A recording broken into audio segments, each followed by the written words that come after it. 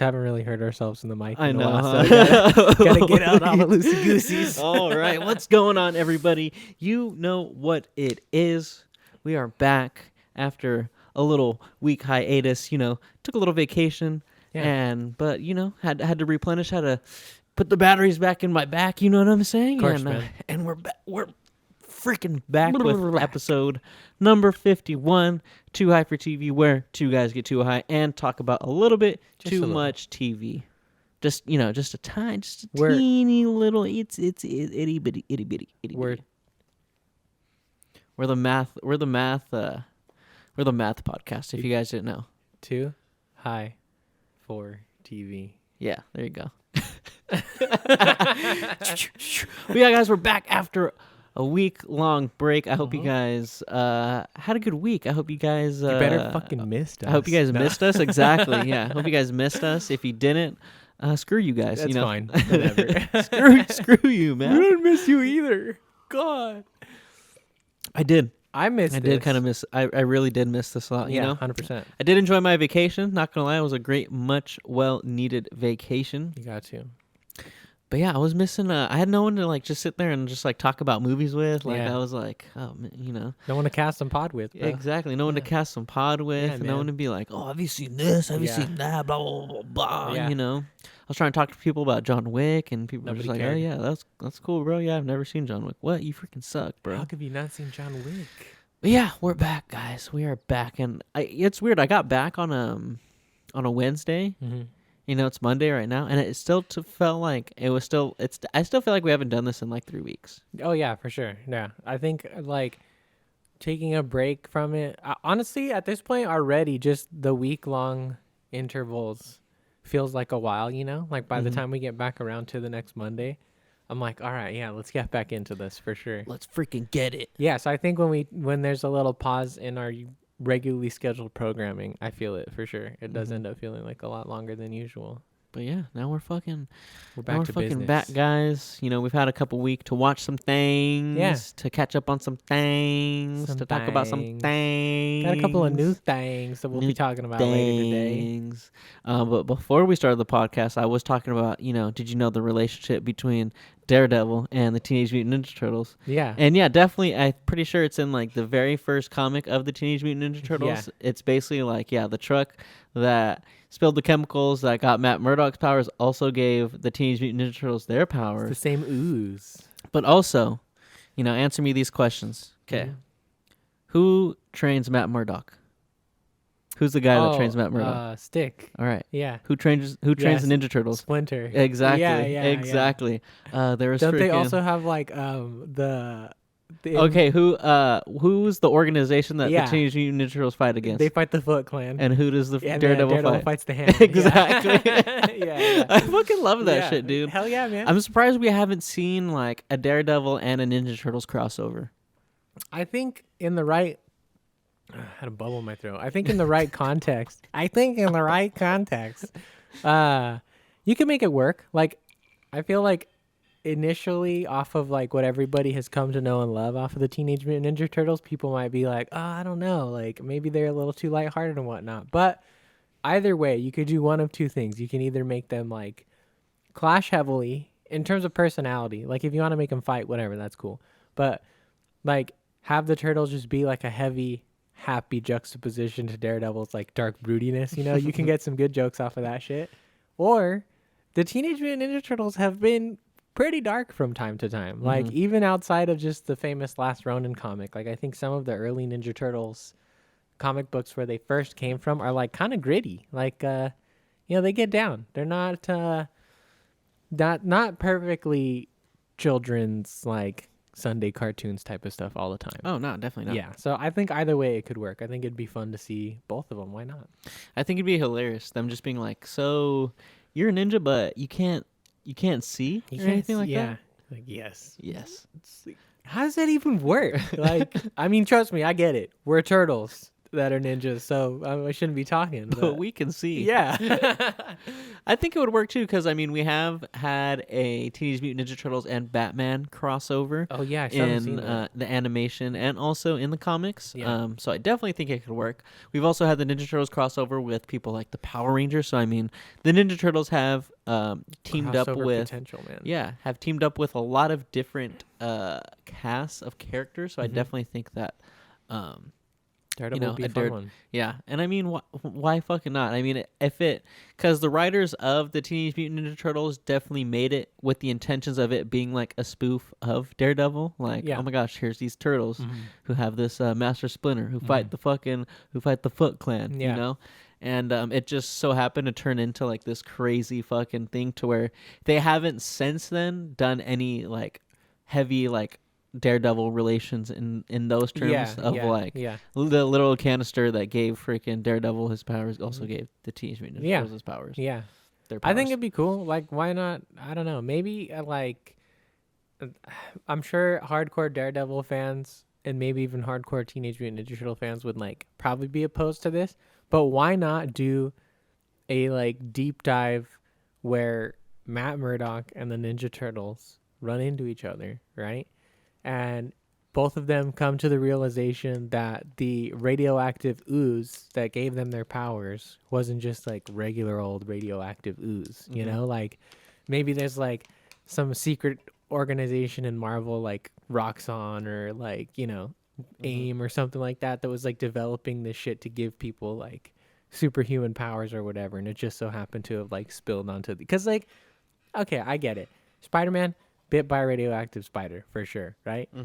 Electro fell into a vat of eels. Like, cool, no big deal. Like, I get it. Oftentimes, is that like his actual like comic book origin as well? I don't know. I think there's multiple ones. I'm pretty sure he might have just gotten like shocked by an experiment he was working on. Because more often than not, like, I feel like 80% of Spider-Man villains, at least the classic ones or whatever, are like tragedies / fuck ups of their own making. Like there's some kind of scientist or like technician or something or other where they're like experimenting with this bullshit and then it goes wrong and turns on them and turns them into like a, you know, a supervillain essentially. When I was growing up, I used to always think Iron Man touched an iron, and that's how he him? turned into Really? Iron Man. Yeah, hell yeah, dude. Put two and two together as a kid, you Iron know? Man, yeah. Like, cause I, you know, grew up like I very much remember the first like superhero thing watching was Spider-Man. You know, Yeah, for sure. He gets bit by a spider, he becomes Spider-Man. Yeah, so yeah. in my head as a kid, I was like, all right, yeah, cool, Yeah. you know. touched You know, an iron. Batman got bit by a bat Yeah. or something like that. Turned into Batman. Turned into Batman. Iron Man, you know, put his hand on a freaking super hot iron one day and Melted to his hand and he turned into Iron Man. Yeah, You know, makes it sense. works. It works. 2 + 2 = 4. You know. There's a crazy speaking of Iron Man and like dark comic books, there's like a crazy storyline that's not in the main canon or anything like that. It's very much meant to just be like a what if. But essentially what happens is that like Tony spends so much time in the armor that he starts to like meld to it. Like it starts to like him and the suit start to become one, right? Like he can't leave the suit, otherwise he like literally turns into jelly and like he'll fucking die. So he starts just spending all his time in the suit, and he like locks himself in his workshop basically, and everybody assumes that he's figuring out how to like get himself out of the suit and whatnot, right? Only to come to the realization once he finally does bust out of there that no, he knew from the beginning that he wasn't going to find a way to detach himself from the suit. He basically just made one for Pepper so that the two of them could like live forever as like iron people. And it's What a fucking bastard. pretty hardcore, man. It's pretty What a fucking bastard. Yeah, it gets pretty intense. I like Marvel horror stuff like that, you know? Like yeah. don't like the Werewolf by Nights are awesome. I love that, but honestly, I would love to see like a what if horror spin-off of some of the mainline characters. Like Oh yeah. show them do some crazier shit, you know? Because we can do like I think it was like the Superior Iron Man, the one that there was like a storyline in the comics where fucking something happened where the villains turned good and the good guys turned evil. Yeah. And they had to figure out a way to switch it back. And right before they did, Tony basically built a suit that protected himself from like whatever spell that was going to reverse that. So when they reversed it, everyone else switched back. Villains turned back to villains, good guys turned back to good guys, and Tony was just still a bad guy, but just was able to fake it. Yeah, because he's Tony Stark. Because he's fucking Tony Stark. Because he's evil bastard. He's too smart. I also saw another one where he got into a fight with like somebody, and they both like got powers of like some cosmic entities. Yeah. The dude he was fighting got taken away, and then Tony Stark comes back, and he's just like, I'm going to bestow upon everybody my intellect. Yeah. And then Reed Richards is like, fuck, dude, I feel like I got dumber. Yeah. Reed Richards is already smarter. Yeah, exactly. Yeah, there's I think, I don't know if it's lasted or not, but yeah, I remember reading that too. Iron Man was a god for a little bit. It might still be right now. Honestly. I hope so. Yeah. Iron Man the God. Iron God. The Iron God, you know? Anything iron, he touches it, it turns you into Iron Man. Turns you into Iron Man. Yeah, it's magical. It's fucking magical. Fucking magical. God damn. Let me roll this. What are you rolling up right there? Some Steezy? The blue runs from Steezy, Nice. you know, the black bag. Very nice. The better of the groups that we have. Apparently, yeah, like the top shelf, quote unquote, top shelf Stizzy stuff. It's pretty good. I smoked it yesterday, you know, it's not bad. Yeah, it gets the job done. Exactly. That's when all I was you in need. Arizona, I'm not going to lie, I had some pretty good fucking weed from over there. Oh, yeah? Yeah. It was fucking great, dude. As soon as, I mean, it was just a great vacation, first of all. Yeah. Because, one, I needed it. And two, the day of, so we were flying out to Arizona. We left on a Thursday and came back on a Wednesday. So that Thursday morning, me and my dad went over to my uncle's house. And because he was going on the same trip. He wasn't going on the same flight. I think they left like an hour or so after us. But so we went over there in the morning, just started smoking with him, you know, having a couple drinks or whatever. Came back, got packed because, you know, I'm a late fucking packer. I procrastinate on my packing. But honestly, my packing took me like 30 minutes. As and long I as it packed gets everything. done. Yeah. Dude, like, come on. I mean, I don't need to pack like 3 days before because what? I'm going to wear some fucking clothes. Some of that you know? stuff, yeah, for sure. Exactly. And once we left, me and my dad smoked on the way to the airport. Very nice. Freaking got to our shuttled over to the airport. We also ate some edibles that my uncle gave us. When we got to the airport, we got there pretty early because, you know, you got to get to the airport early, especially if we're flying out of San Jose. 100%. That place gets fucking packed, bro. That place gets really packed really quick, and then like the security check could take forever. I've definitely been there and like waited pretty long in that line. Yeah. But got there early. Me and my family went to a restaurant, got some drinks right away. Of course. Fire. Got on the plane. As soon as the flight attendants came around asking for drinks, got a drink, got my second one. Boom, 2 free drinks right there. Good to go. Easy money. Yep. As soon as we land, I was like, all right, first course of action, we got to find the dispensary. 100%. But we had to get a rental car. So, I mean, actually, first course of action was get the rental car. Yeah. And then go find a dispensary, which luckily there was one like a mile and a half away from the airport. Hell yeah. Fire. Me and my dad stopped there. And we're like, what pre-roll packs do you have? And she's like, oh, you want infused, not infused? Infused, of course, because come on, you know, we're on vacation, guys. Come on. Gotta get baked. Gotta get baked. Yep. So she brings over like 3 packs. It was like a baby jitter pack. I was like, all right, cool. You know what you're talking about. It was a Stizzy pack. I was like, all right, I mean, you got to bring that over. Yeah. You know, it's infused, Yeah. you know. And it's in Arizona. They have different brands. You know, they don't have the same brands that we have over here in California, you know. And then she brought over this rosin pre-rolls as well, like this pack of rosin pre-rolls. I was like, all right, now you're speaking my language here. Yeah. But me and my dad were like, all right, let's just get one of each of those right there. Fuck it. We're on vacation.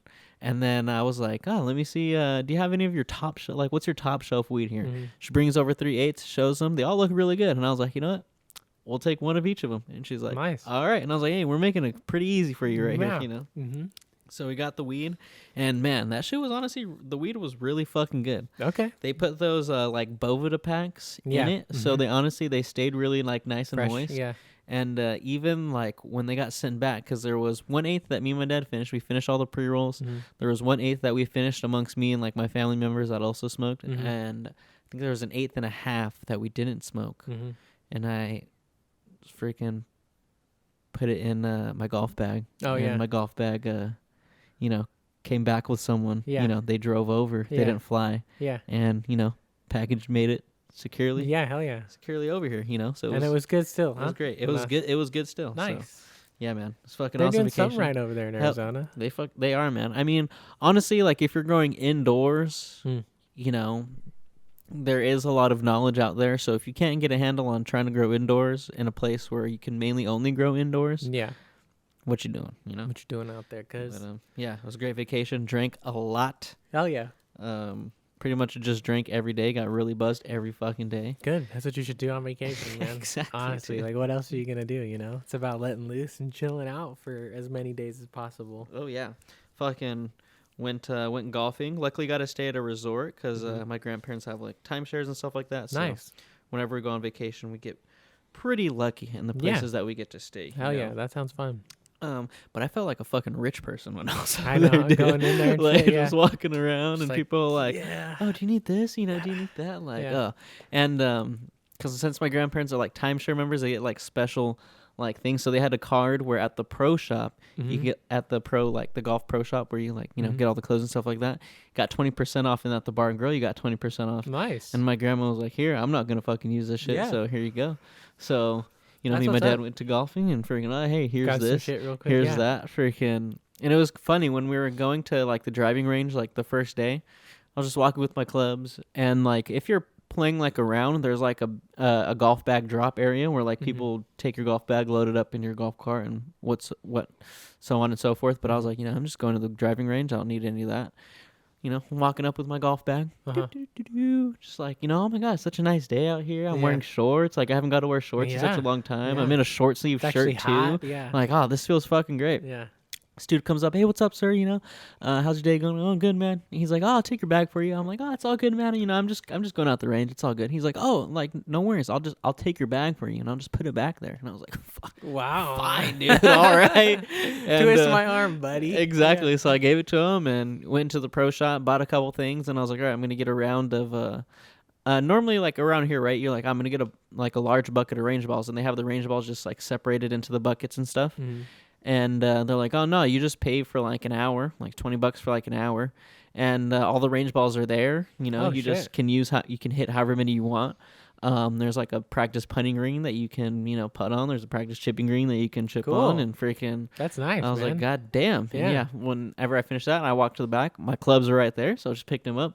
Good to go. Walked over. It was fucking good to go. Dang. And then the last day that I was there, I actually went golfing at the resort because it's fucking expensive to go golfing there, man. Like $140 like per person for 18 holes. Yeah, that's a lot there. That sounds like a lot. As nice as the golf course was, I was not ready to spend that much money. Yeah, for sure. Trust me. But luckily, I found a tee time for one golfer that was like $80, and I was like, that's a little bit more manageable. You know, I like that. So definitely went after that one. And I didn't have my golf clubs because who they got sent over with were leaving early that day. So I was like, I just got to get rental clubs. Got the rental clubs.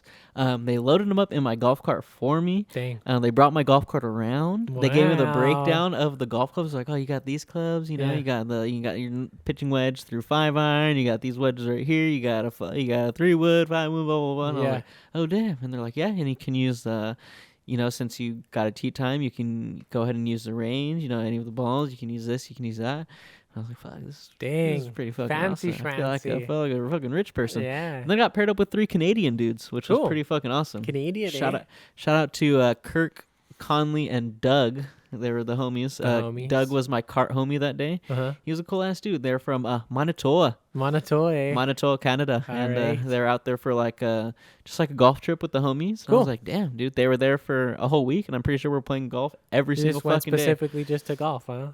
Just went specifically to golf. Sounds nice. So if that's what you love to do in your free time, why not just spend your whole vacation doing that? That makes sense to me. Exactly. Yeah. I'm trying to take a golf trip. That'd be fucking just get fucking wasted. Yeah, dude. And then just play hella golf. It was fun. It was fun. They were cool dudes. The dudes Conley and Doug were like playing like little pranks on each other, like on the golf course. Like Doug was like, "Oh, hey Conley, is this your ball?" And he was like, "Yeah." And then fucking just ran over his ball like with the golf cart. And I was like, nice. All right, I'm also in this golf cart, And then to get him back, Conley freaking basically because in each cart you have like this little bottle of sand. So when you take a divot out of the grass, you fill the divot with the sand, so they can come back, they can patch it up, and it just stays good. Okay. So what Conley did is he found Doug's ball, and he basically just poured sand over it. So there's just the ball is just buried in sand. And I was like, all right. And then on the last hole, fucking Conley took Doug's ball and placed it on top of another ball and was like, all right, later, dude, just freaking hit this off this ball right here. Just deal with that, motherfucker. Fucking Doug hit his ball clean off the bottom ball. Really? The bottom ball did not even fucking move. Wow. I have a video of it. You got to remind me. I'll show it to you after. I was tripping out, dude. That's pretty clean. They're some dope ass dudes, man. Yeah. Pretty sure you guys aren't listening to this, but if you guys are, shout out to you guys. You guys were pretty cool and, made it a good last day of vacation. Yeah. Nice last little day of golfing. Actually, it was the second to last day. That's pretty clean, man. Yeah. I don't know exactly how difficult that is, but it sounds like it might be kind of tough just to knock one clean off like that. It is. It's pretty. I for sure can't fucking do that shit, But yeah. Shout out to those guys. They play golf a lot, so they were freaking. Should be experienced at that point. Yeah, and normally I don't like getting paired up with some fucking random dudes. I'd rather just go out there and experience the course, or whatever. But yeah, those guys made it fun. They made me feel like part of the dude group. Part of the guy. Felt like part of the guys. Dudes. Felt like part of the Canadians. Felt like I was from north of the border. Yeah, of course. But Manitoba. So look at some great guys, man. Some great fucking guys. That's cool, man. Hell yeah, it was a great time. Sounds like fun. I need to go on a vacation soon. I'm hoping this, what do you call it? Possible, maybe not possible. We'll see how it happens. Trip works out soon enough. To Disneyland? To Disney, yeah. Yeah, I have not been to Disneyland in so fucking long. Goddamn. I think the last time I went was probably like... You fucking bastard. You fucking bastard. I'm so jealous of you. Could say, hey, man, come along, bro. Let's go. Fuck it. Request the time off a week in advance. Sorry, Des. I'm not going to be able to make it. Yeah, I think the last time I went was probably about like 4-ish years ago. Like, I'm trying to remember because I can't remember if the last time I went was for my sister's 18th birthday. Me and Diggs bought her tickets and we drove her up there and we got like a crappy little hotel room and we spent like 2 days there. Oh, nice. For a weekend. But then I can't remember, but I think I may have went with like more of a family group one more time after that. Mm-hmm. But I'm at a lot. I can't remember. I don't know. What's your like ideal amount of time to spend at Disneyland? Honestly, if I am like going there to really do it, like, and I'm prepared and like I make sure I'm rested on the days before we go to the park, I don't need more than like 2 days. Yeah. One to hit like each park, spend a whole day in Disneyland, spend another day in California Adventure. If it has to be more than that, I'm definitely going to end up finishing off my time at Disneyland. Because like as much as I do love California Adventure, I feel like that's for sure something you can get done in a day. Hands down, super easy, Can you imagine if California Adventure was just straight up like an adult park? It almost is. It's not perfect, but like you can drink over there. But if it was just like, hey, this is just 21 and yeah, that'd be awesome, dude. That'd be so fucking that'd sick. be cool. Oh my goodness. You know what else? I've heard is pretty cool. I haven't walked down there as a 21-year-old yet, but I've heard downtown Disney can be kind of a vibe because there's like a lot of restaurants down there. Oh yeah. There's bars and stuff. They have like a couple little weird off things to do here and there, that are like attractions sort of, and that's literally like right in between what do you call it, Disneyland and California Adventure. So I feel like that would be kind of cool, especially if you had like a group of homies that you'd be down to like be drinking with and hanging out with and stuff like that. I feel like it could be kind of a vibe. But we'll get some extra lighting. I was like, why does it feel so dark? So dark. It's because we're never filming at this time. I think this is one of the first times we filmed during the time change. Yeah. Hopefully this is the fucking last time change, like they say it.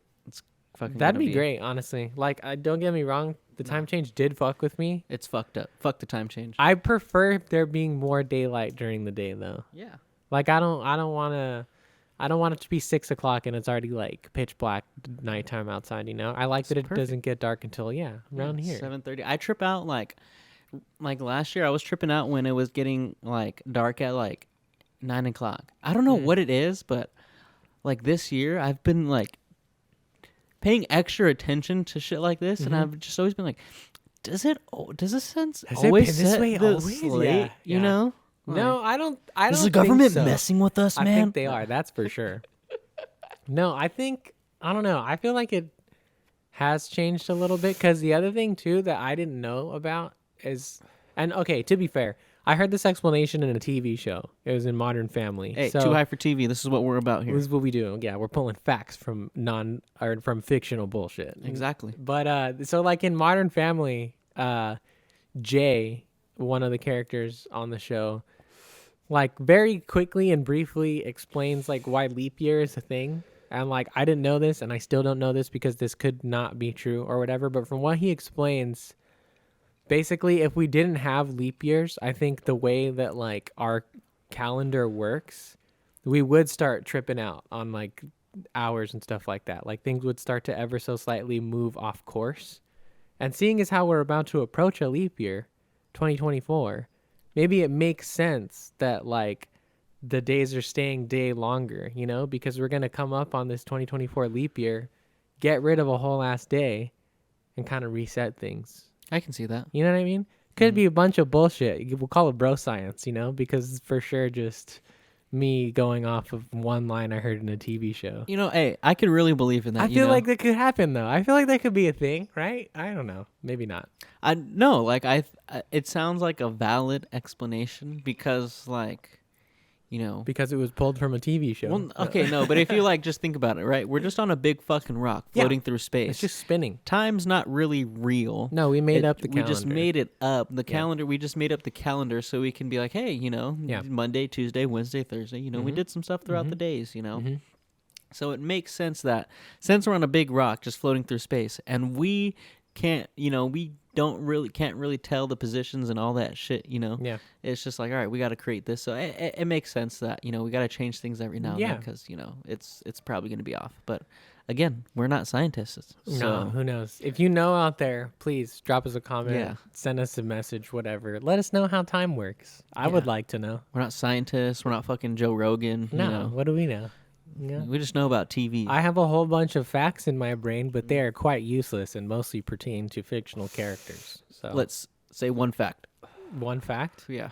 You put me on the spot, bro. Damn. You said you had facts. I know, but now I don't remember any of them. All right. Let's see. Okay, how about this? Do you know that this one might be kind of obvious, but I forgot who I told this to like sometime last year and they were like blown away by it. I think it might have been Jacob. Did you know that the X-Men's Professor X and Magneto respectively are based off of Martin Luther King Jr. and Malcolm X's ideals of civil rights? I think I remember you telling me having that conversation. Yeah.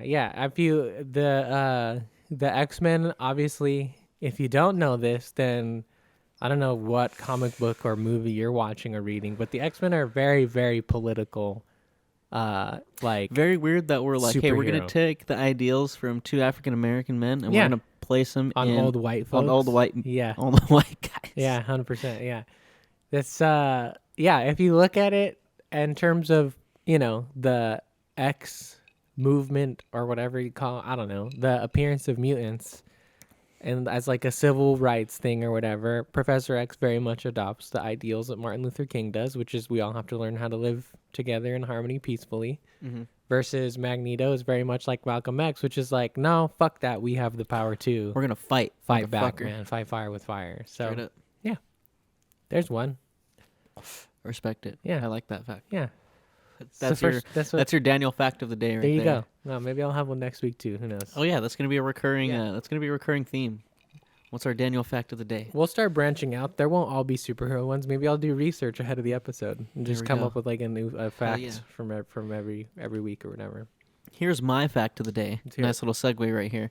Did you know that The Mandalorian Season 3 is its lowest rated season out of the 3 seasons? Really? It's its lowest views, yeah. It's gone down in views this season. Is that like... let's speculate. Why do you think that is that it's going down in viewership this season? First of all, I'm curious as to see if that stat is taking into account viewership over the first 4 episodes of Season 1 or 2.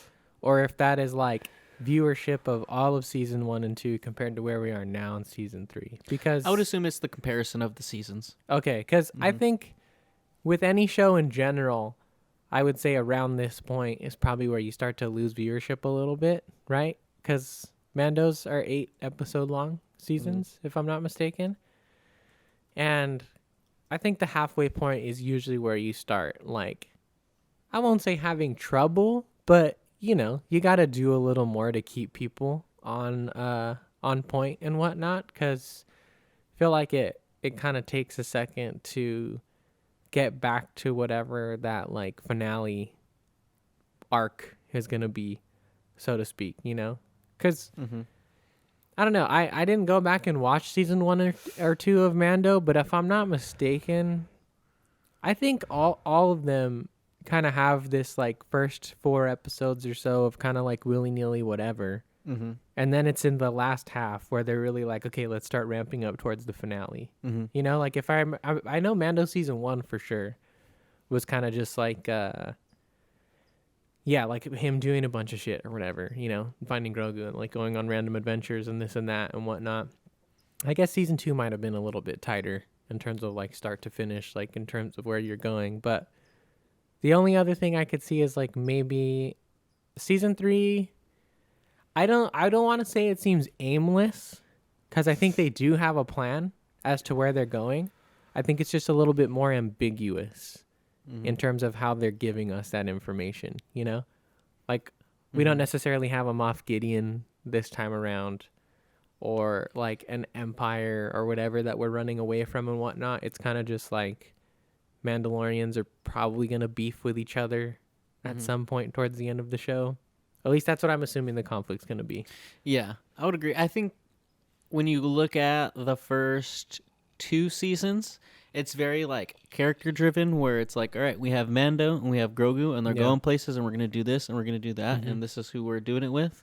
And like, I think with season 3, it is very, like, I think us as hardcore fans of Star Wars, like in terms of knowing like a little bit more on like, legend stuff, and I think we can understand where they might be going, which I think this makes the season a little bit more like esoteric, right? Like a little bit more, only known by like a not like select few, but like a smaller group of people. Yeah. Like, okay, we understand where this is going. Yeah, for sure. And to like a regular viewer that's just there that maybe got onto Star Wars because of Mandalorian season 1, is kind of just like, all right, where the fuck are we going? What's happening? Yeah. And it's, I think that also has to do with, I brought this up, I think last episode or the episode before, whenever we talked about the Mandalorian last, probably last episode. Yeah.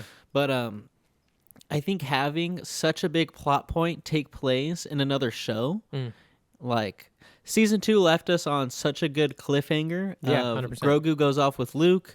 Mandalorian's left by himself. He just took his helmet off. We don't know what the fuck's gonna happen. And then all of a sudden we get the resolution of that in another show. Yeah. Right? So if you're someone that maybe just didn't give a fuck about the Book of Boba Fett, but really like the Mandalorian, so you're like, I'm not gonna watch the Book of Boba Fett. When you come to season 3, you're like, what the fuck? Like, Howard Din and Grogu together? Where's this fucking new ship come from? Like, it just doesn't make sense, And I think they are suffering from setting up a bigger plot that's going to encompass the Mandalorian, Boba Fett, freaking Bo-Katan, Ahsoka, the rest of like the Ghost crew from Rebels in like a new live action sense.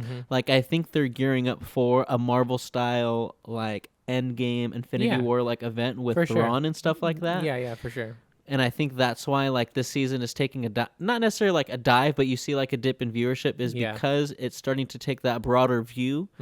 And there might not be a lot of people that are like on board for that and are like, I kind of just want to see more of Din like doing stuff and finding Grogu. Because I think that would have been, I think the episodes that were in the Book of Boba Fett would have been, I think by the end of season 2, it makes sense for the episodes that are in the Book of Boba Fett to be the first episodes of season 3 of The Mandalorian. Yeah. Because, like, especially after those first 2 episodes, or those 2 episodes that happened in the Book of Boba Fett, we jump to the conclusion that, okay, season 3 is going to be about Din traveling to Mandalore and, journeying to find the minds of Mandalore and stuff like that. And that's going to be what all of season 3 is going to be about. Yeah. But then you get to season 3 and then that just happens in the first 2 episodes and you're like, yeah, I think what else are we going to do?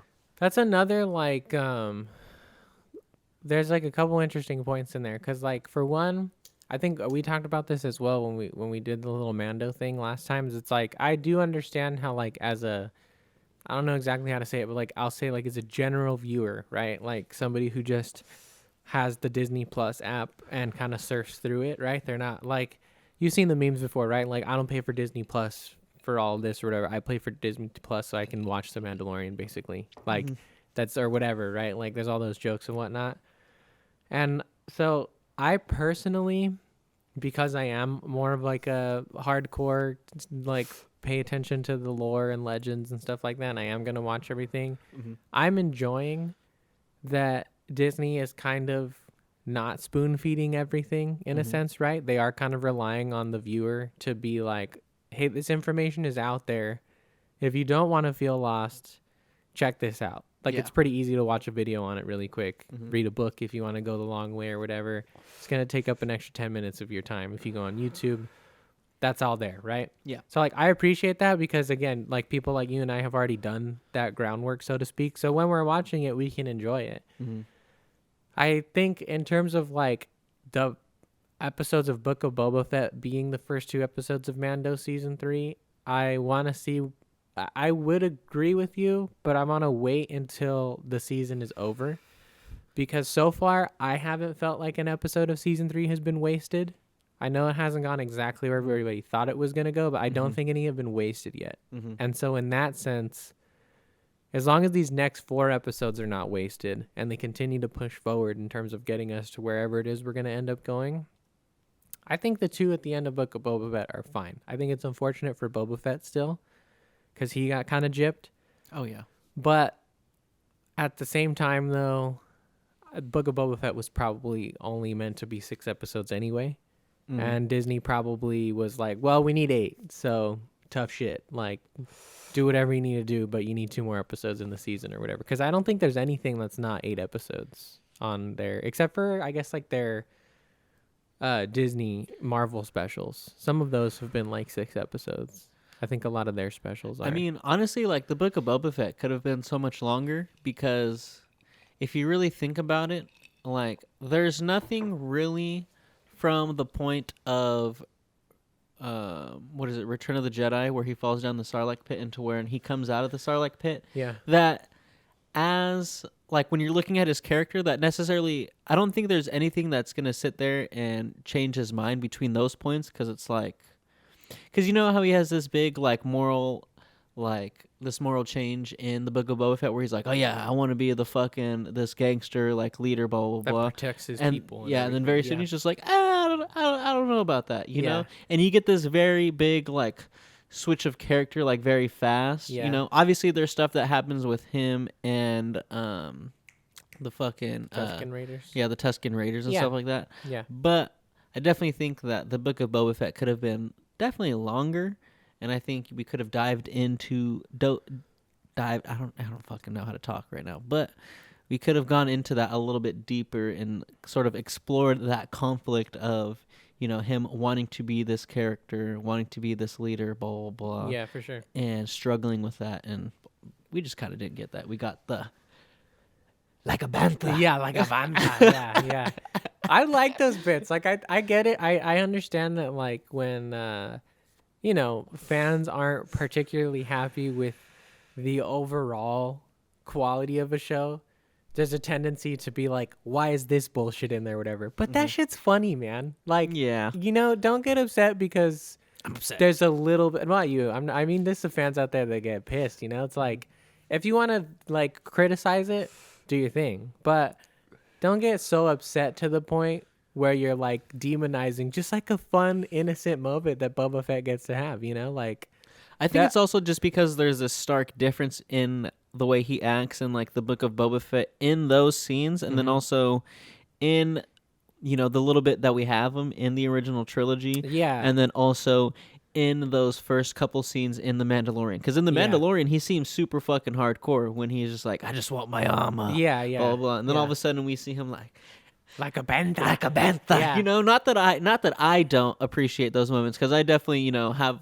enjoy those lighthearted moments because that's what Star Wars is. It's not super serious all the time. Shit, bro. Yes, we can have like stuff like Andor and stuff like that all the time, but it is like a lighthearted take on most of the some time. stuff. The Star Wars is like at the end of the day, mostly like a family thing. Like I won't say it's made specifically for kids. It kind of is. Some of them are, but for the most part, it's meant to be enjoyed by like families. I think I don't think it's meant to be like I don't know. There's just something that happened after Man of Steel, dude. I swear to God. Like as much as I love that movie, right?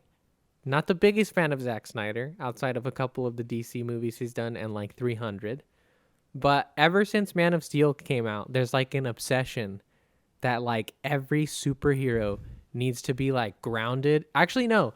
Sorry. I'm not going to put this on Man of Steel. This is Christopher Nolan's fault. Again, he made fantastic movies. But ever since Batman Begins and The Dark Knight and The Dark Knight Rises, there's like an obsession with making superheroes like these grounded, gritty people that experience real life heavy trauma. And if they don't have that, it shouldn't be taken seriously. And it's like, dude, don't forget where this stuff came from, which is like serial family adventures. Like, yeah, it might not be the heaviest, like darkest, grittiest story you've ever seen or anything like that, but like you can still learn something from like a fun family romp, Like Disney has taught me countless wonderful lessons through all of their like childish movies and whatnot. And I think there's just like this need to be dark, to be gritty, to be like Batman versus Superman or the Batman or whatever it is, and it's like I appreciate those for certain characters. I even like when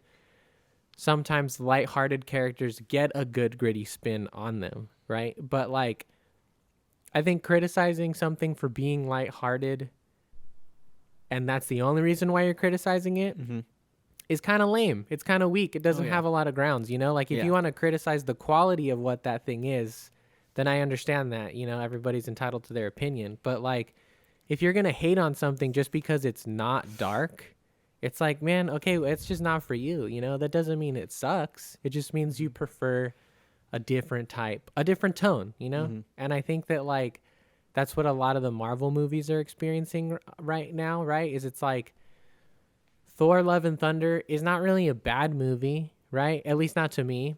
I don't think Ant-Man Quantumania is a bad movie. Again, at least not to me. They're just a much different tone than what we have been experiencing, which is like Thanos coming to fucking kill everybody and shit like that, right? It's like even lighter than the original Iron Man or like the original Thor or Captain America and whatnot. And it's like, I just think it's different, Yeah. That's all it is. And I like that because, again, I think like with comics, with Star Wars, with just pop culture stuff in general, like, yeah, I get it. Things came from the original source material, right? Like Star Wars always is going to come from that first movie. But there's like hella shit now that makes up what Star Wars is. And to get mad if like not every single thing is exactly like the original Star Wars, it's just like putting yourself in a box, man, like open yourself up to enjoying a couple more things or whatever. That's like what I've tried to tell myself. Cause like I used to be one of those nerds that was like pissed off when it wasn't like exactly how I remembered it from this or exactly how I remembered it from that. And it's like, well, I mean, shit, how long has Star Wars been around now? Like 40 Fucking years, a long time. Maybe almost, I think it was 1977. So almost 50 years. Yeah, almost 50 years, man. Like, it's bound to have to change at some point or another, But I digress. I don't know. I went on a bit of a tangent there. No, you're good. I appreciate your takes on it, right? Because I think you really do sit there and look at it from like an objective point of view. Because like you said, you used to be a type of person who got really pissed off if it wasn't like 1-to-1 of like what you are used to. But you very much now take the stance of like, hey man, like they make it for who they make it for. Like we can't get mad at it. It's like just enjoy what we have. And I appreciate that stance. I think we need more people out there like that. 1000%. It's just I understand because I'm like, fuck it, man. Give me the nitty gritty, bro. I don't want your fucking candy, your fucking popcorn jokes, man. Don't give me that fucking bullshit all around here. I get it because it's like when you spend so much time as a fan, as we have, right? Like probably our entire lives loving these movies and properties and stuff like that, it's hard to start sharing. Like, it's what I really think it is, right? It's like this stuff is no longer just for us. Like, we had a beautiful, like, 10-year run with Marvel in particular, where, like, practically every single movie was made specifically for Marvel fans in mind, right? Versus now, I think they are trying to expand that viewership a little bit, and they're trying to be like, all right, why don't we, like, let different groups of people in different viewerships in and stuff like that and whatnot. It's like, no, it's my Star Wars. It's my Marvel. I want it. It's like, it's okay, man. I will say I have no problem with things being more lighthearted. I do have a problem with, and I feel like there's a problem with like a lot of characters when like the only way to make the characters funny is to make them dumb. Like, I feel like that's what Thor has suffered the last like couple movies, and as I feel like they've made him just like the butt of just like, I feel like they've made numerous jokes of where like Thor's just hella dumb, and Thor just doesn't get this just because Thor's fucking dumb, bro. And it's like, okay, like I understand that Thor has that very bro look, and well, you know, he's kind of like a a Superman, you know, and like that, but it's like he's a god also at the end of the day, so he's not dumb. And I kind of hate, I hate that. I feel like Ant-Man also gets that sort of treatment too, of where like, because it's Paul Rudd. Scott's this he's just this goofy guy, you know, and that's what's funny about him. And like, I have no problem with it being lighthearted, but I don't like it just like, I feel like that is almost like diminishing the character at that point when it's just like, oh, we're just gonna make this guy hella goofy, like like find other creative ways to like be funny. And I feel like,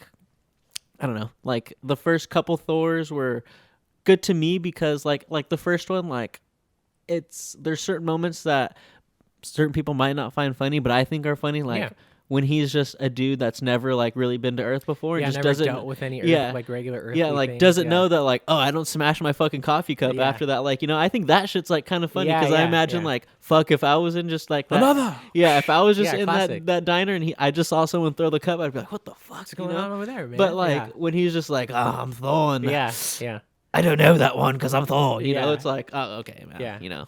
Yeah, I think that to me is like, I get where the studios are coming from. I wish they would be a little more ballsy, but at the same time, I get where they're coming from, right? Because I think, like, Thor being a little bit of a simpleton is built into his character. Like, that's part of who he is. It doesn't matter. Like, he is a god, but he is a dumb, strong god. Like, he's not stupid. Like, he can figure shit out, and he's battle smart, and I'm not saying he can't put things together, but in the grand scheme of Marvel intellects, Thor's pretty low. Like, he's not way up there, right? But you can only play that for so long. 4 movies in, that's going to start to get very, very old, right? Because, like, I think we had this conversation when the movie came out, which is that, like, I don't really see there's a little bit of overdrive kicked in there for sure, but Ragnarok Thor and Love and Thunder Thor, to me, are the same Thor. Like, I don't see, 1000%. You know what I mean? And everybody loves Ragnarok, but they don't love Love and Thunder so much. And I think that's because you can't really catch that same lightning in a bottle twice, right?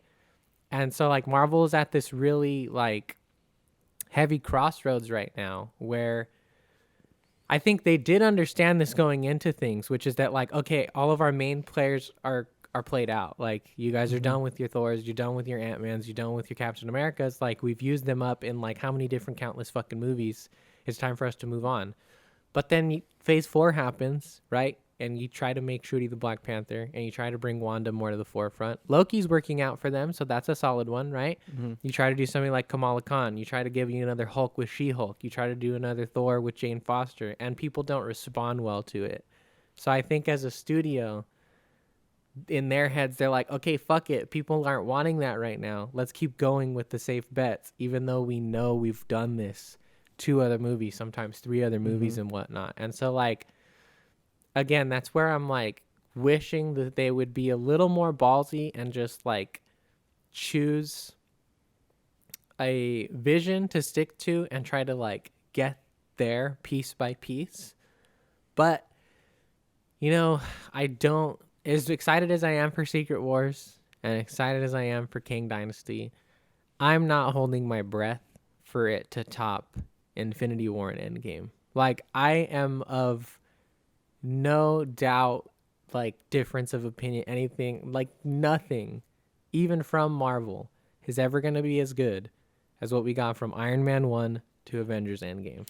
I think it's not going to happen. It's just also like, look how fast we are going from one major event to the other, right? Look how long it took us to get from Iron Man 1 to Endgame, and now look how fast we're going from Endgame to Secret Wars. You know, it's like it's like what, like 7-8 years or something like that. Like it's not like 10 years like it was last time. It wasn't like. Well, I think that has to do too with like the amount of different media outlets we're getting flooded with, right? Like back then, you go back and it's like, quite frankly, I think if Marvel and Disney had the capacity to get to Endgame within 6 or 7 years, they totally would have done so. Like, I really do genuinely believe that, like, the only reason why it took them that long to get there was because of the limitations that they had of not being like king of the fucking movie industry at that point. They had to build their way there. Because like, again, you don't ever like to, but sometimes you have to for a little bit of perspective. It's like, think about it from the studio's like point of view, right? Endgame was like the highest selling movie of all time until Avatar re-released in theaters, right? But for a cool minute there, Avengers Endgame made the most money that any movie ever had ever made in the history of Hollywood. So as a studio, if you have the streaming capacity and the movie release scheduling capacity to get to another potential like money venture like that within 6 or 7 years, you're going to do that. Like, yeah, we want them to take time to like respect the artists and respect the creativity of what it takes to get there and everything, but it's just not going to happen, man. They're going to push to get to Secret Wars and Kang Dynasty as fast as possible because they know even if those movies suck, people are going to spend millions and millions of dollars to get their opening night to see if it sucks or not. And does that suck? For saying suck like 3-4 times in a row? Yeah, it fucking sucks. It's not fun. But again, man, like, I don't know. Maybe like this is just how like our parents felt as well, you know, like once Star Wars came and went, or once like things like the Terminator came and went, or like once Rocky came and went, right? Like your dad's not rushing to go see Creed. And I'm sure if Creed sucked, it wouldn't break his heart or anything like that, right? And I think we're just getting to that point where it's like, we had our Star Wars, like we had our Rocky, right? We had our whatever in like the Infinity Saga. And even though it's being produced by the same studios and everything like that, like I don't think that's going to happen again. And so part of what has made digesting all of this new stuff like a lot easier for me is, for one, as you know, I'm very easy to please. You put some people in superhero suits, you make them crack a couple jokes, punch each other in the face a few times, I'm good. I don't need much. My favorite fucking movies from when I was a kid are the Raimi movies, which are good but still cheesy, the X-Men movies, which are not super good, very cheesy, right? Like all of these movies that they made back in the day that like I watched a B grade ass Captain America movie when I was a kid, where Captain America's helmet is literally just a motorcycle helmet painted red, white, and blue with some ears stuck on. And I lost my shit, all right? So I will admit I'm very easy to please, right? But one thing that has made taking all this stuff in and just new shit in general is it's like, okay, I got fucking spoiled for a solid decade of just like hit after hit after hit after hit of superhero movies, and maybe not Star Wars movies so much, but Marvel in particular, right? Of just like, I'll always have that, you know? Nothing's ever going to like deter my experience and the memory and the love that I have of everything there, even if Marvel absolutely drops the fucking ball and the rest of these movies suck and Spider-Man gets like punched in the dick in the next movie and he's like, oh, it's some goofy a Merlin trial. a Merlin trial. Even if Harry Potter shows up in the next Star Wars movie, dude, like that's cool. Whatever happens at this point, I don't care, because it's like I have my thing and that thing was beautiful. So it is what it is, you know? That was beautiful. I have my thing, and that thing is beautiful. Yeah. Well, I can always go back. Dude, like, how am I going to complain about, like, 1 or 2 Marvel shows or movies that I don't like when I still pretty much like all the other stuff that's getting put out? And on top of that, I have 22 fucking movies to go and revisit at any time that are all fucking clean as shit. Yeah, there's, like, 1 or 2 that kind of suck, but other than that, dude, like, yeah, I don't know. It's hard to be mad when they did as much good. Yeah, I'm not gonna blame them for trying to capture lightning in a bottle twice. Again, Mm-hmm. as a studio, you have to do that.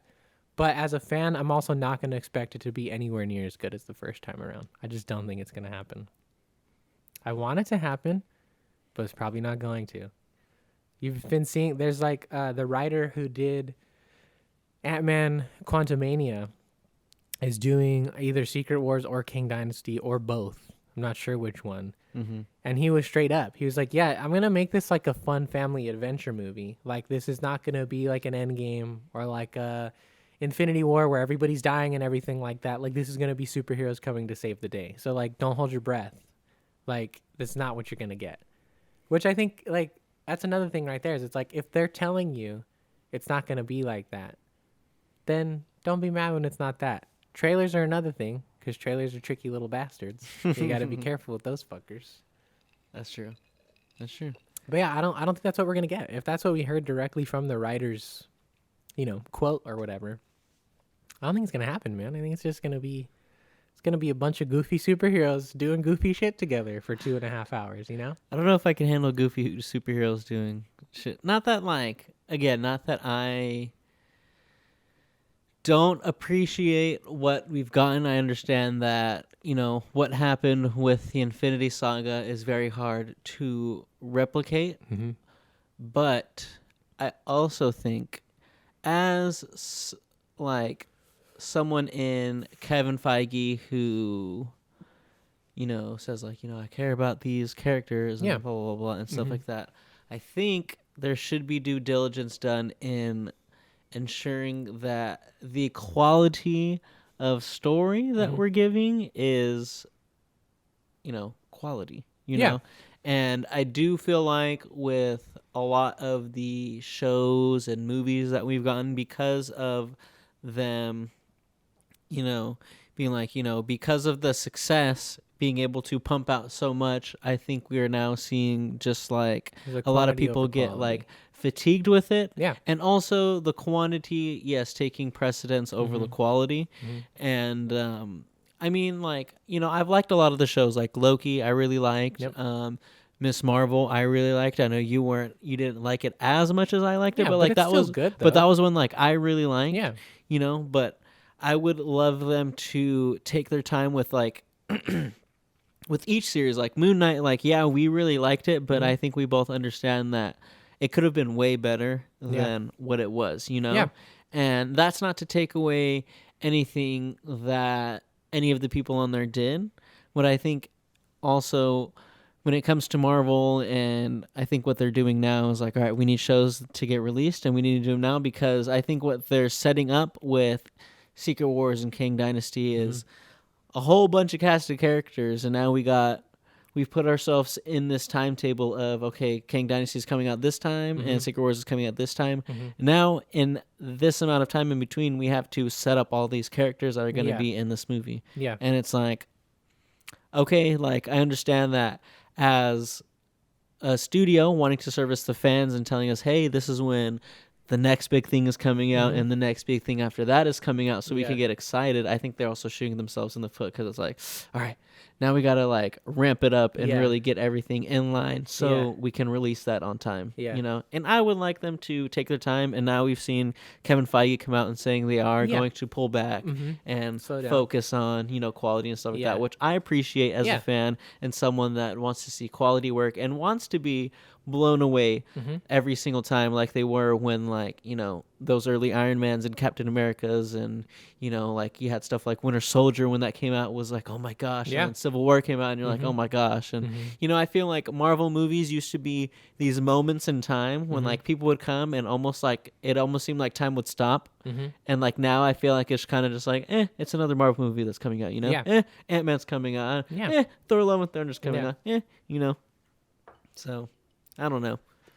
Yeah, I agree with you there. Like I think that the fatigue is definitely like a heavy duty thing for sure. Like even I've felt it like to a certain extent, Like I think the fact that they are going to slow down like tells me two things, which is like one, I think even if you were unhappy with whatever percentage of everything they just released in phase 4 came out, I think you should be hopeful of the fact that Kevin Feige is listening. Yeah. Right? Like, he's not just like, well, fuck you guys. We're going to keep going and doing what we're doing. We know best, right? Like, that shows me, one, that he is still got his ear to the ground and he still is listening to the fans' response. But I think you can't, like, anything after, I'm going to say, like, the Marvels is probably where we will start to see actual shifts in the, like, quote unquote promise that he made of slowing down, right? Because you can't just hijack a whole year's worth of movies that have already been made, are already getting done in post-production, like TV shows that have already been produced, filmed, this and that or whatever, and like just start slowly doling those out, right? Because that's going to throw the rest of your schedule off. So I think after change the schedule, fuck it. I was going to be my second point, right? Which is like, I think with that as well, I think fans probably need to be ready for those movies probably coming out a little bit closer to the end of this decade, maybe more like 2027, 2028, not the 2025, 2026 that we were promised or whatever, right? Because I think even if you go back and look at the first one, there was Avengers Untitled, blah, blah, blah, on the slate for a long time in like 2018. And then I think all the way up until maybe like a year or two before that came out, that got split into 2 movies and then pushed back or whatever or whatnot. So that's the other thing too. It's like, don't be surprised if like in a year or two we end up hearing like, oh, by the way, King Dynasty and Secret Wars are going to come out a year later, which is fine. Like, I think, yeah, I'd be perfectly fine with that, because to me as a fan, it shows like, okay, we're really going to take our time I with like the delays story at this point. Yeah, like we're going to take our time with the story that we're giving you, and we're not just going to try to rush it out. Like, cool, delay it fucking 2 years. I don't give a fuck, man. Do that shit. Like, to me, like, I appreciate that more as a fan, because like I just said, like I just said, man. Like I just said, you know? like I just said, bro.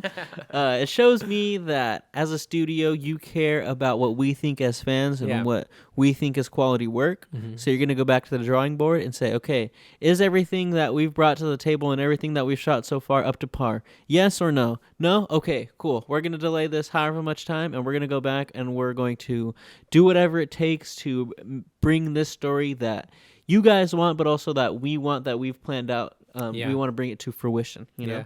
Yeah, because actually that's like another thing too that like, again, I think we got they make a lot of money. They can fucking do that shit, yeah, well, they're going to make a lot of money anyway. Come on. But I think that's another thing we got very, very lucky with, right? It's just like Kevin Feige, of course, has his overall vision of where you want to get to at a certain point or another. But I think he has his vision. But I think at the same time, too, I've noticed, particularly in this phase and stuff going forward and whatnot, he's definitely letting whoever is in charge of each particular project put more of their own spin on it, right? Like, I think that's one of the other things, too, that we're noticing is that, like, it's like a double-edged sword. It's like things are a lot more diverse now in the Marvel universe, right? We're not just seeing the same movie with a different hero. But at the same time, it's like maybe that's not exactly what we wanted, because when you have so many different things, like when you have a WandaVision over here and then you have like a heavier, like more with the times, like dramatic thing like Falcon Winter Soldier, and then you go to something supernatural and spooky like Moon Knight, and then all of a sudden there's like this tale about like supernatural cosmic powers, but also kind of like immigration as well with Kamala Khan. It's like when you spread out like that, again, it's like a double-edged sword, because it's like that's kind of what you were asking for all along, which is don't just make the same movie over and over and over again with a different skin. But then they maybe diversified like too hard for certain fans liking, right? And I think that like for a long time we got spoiled with the people who are in charge of making a lot of the movies that were just mentioned on like the greatest of list, which is the Russo brothers, is like they're comic book nerds to the max, like 1000%. To the moon and back. Like those motherfuckers have been fans since they were kids and whatnot, and so they kind of ended up taking charge over everything ever since Winter Soldier came out. And so to have that be like the overall caretakers of what's happening and everything, that made sense why everything was so like fucking golden, basically, right? Versus like again, when you have somebody, the person writing in the shit now, we saw what their work is like in Ant-Man and Quantumania and everything like that. It makes sense, like in terms of why the overall tone of everything is like a little bit lighter. Like I get it's not exactly how it was before, or necessarily exactly what fans are asking for and whatnot, right? But again, like I don't think they're at a point right now, especially with James Gunn starting to do all of his DC stuff, where they can just like, all right, let's go back to the drawing board and do, like, they have to like Frankenstein shit together at this point, you know? Like they're too far along to just like stop and be like, all right, let's rework all of this so we end up making it like something or other. Like I think it's also going to be relatively lighthearted and still kind of goofy here and there, you know, and not taking itself quite as seriously. And maybe we'll have some bits and pieces of the old stuff that we like patched in there. But yeah, I don't know if I don't know if we're like early enough on to be like, all right, yeah, we're gonna reset all this. Like we'll get it done the quote unquote right way, or whatever you want to call it, and everything like that. Because shit, there's a lot of projects out in Phase 4 and onwards at this point. Like, we're pretty deep into it. I think there just needs to be like guidance amongst everything, right? Like, I don't think like everything can have its own unique style and stuff like that, but there definitely needs to be cohesion amongst everything in terms of like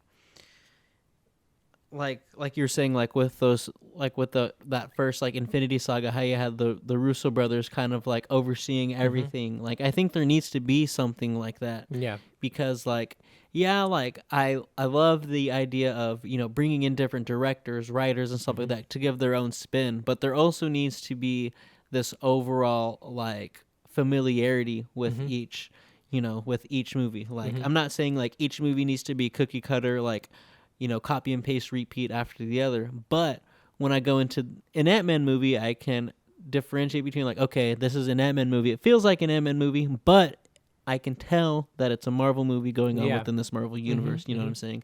And it doesn't need to be this like the same jokes, the same like, oh, yeah, super goofy and stuff like that. But they're, you know, like again, like we were saying, I think with Phase 4, I think what's happened is they've kind of let back on the reins a little bit too much with how much they're letting each, you know, creator put their own spin on everything. Not that I don't want that. Not that I don't want creators, you know, creating what to they, be limited, you know, to create what they want. I don't want to limit them at all. But I also want there to be cohesion amongst all of them, right? Yeah. Like, let's all get together and there needs to be one common goal of like, we're bringing this to life. Yeah. How can we all contribute to that in our own way, you know? Yeah.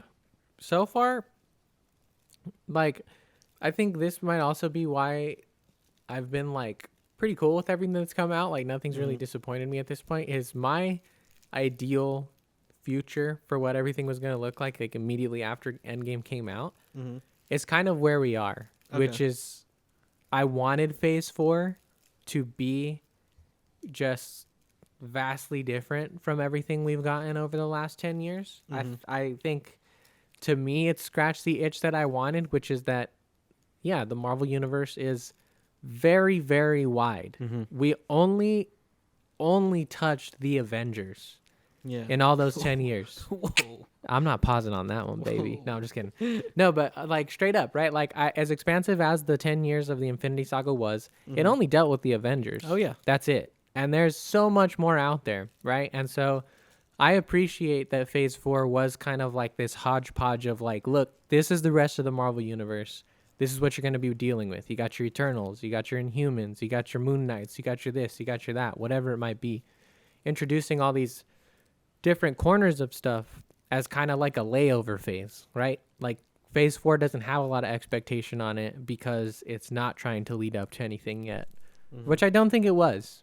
Like, you have to remember Ant-Man is kind of the first, aside from maybe Loki, right? Ant-Man is really the first thing to pull us into Kang stuff. And this is the beginning of Phase 5.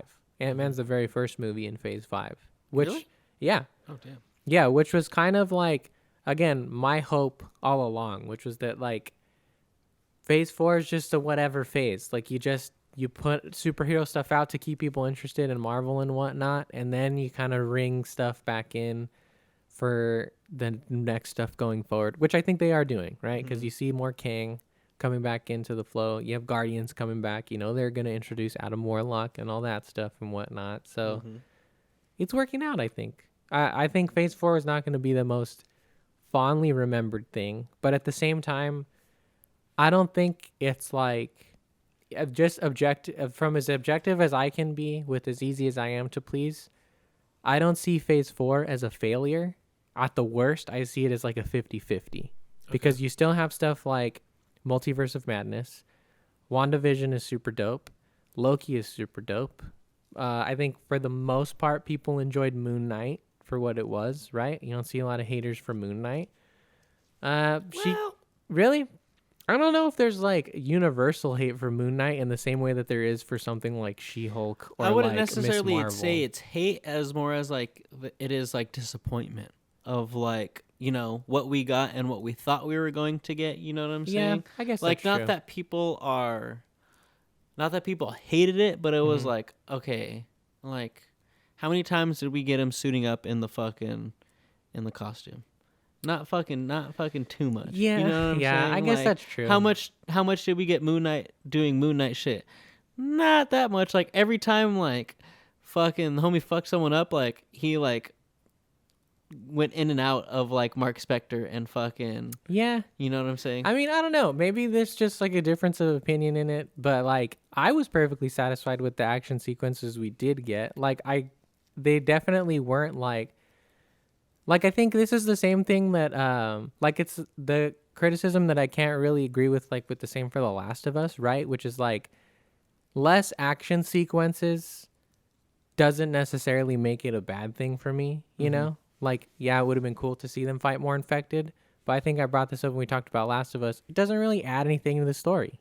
It's just tense moments of them fighting zombies. That's about it. Like, Moon Knight kicking the shit out of a bunch of more goons. Yeah, it's really fun to look at, and of course I enjoy seeing Moon Knight beating the shit out of people, but it doesn't really add anything to the story. Like, you have to be on John Wick levels of kick-assery in order to make your action actually add to the story. And even then, you can blow the load, man. Like, quite frankly, I felt a little bit of that with John Wick 4 sometimes, which we'll get into in a second here, right? But, like, for me, maybe I'm just going over the set piece wow-a-thon moments and everything like that. But, like, I think at this point, I prefer, like, character time over, like, iconic character moments. Like, yes, they're important, but as long as you give me a couple of them in there, I'm satisfied. I don't need the entire series to be that, which is why I think Moon Knight did a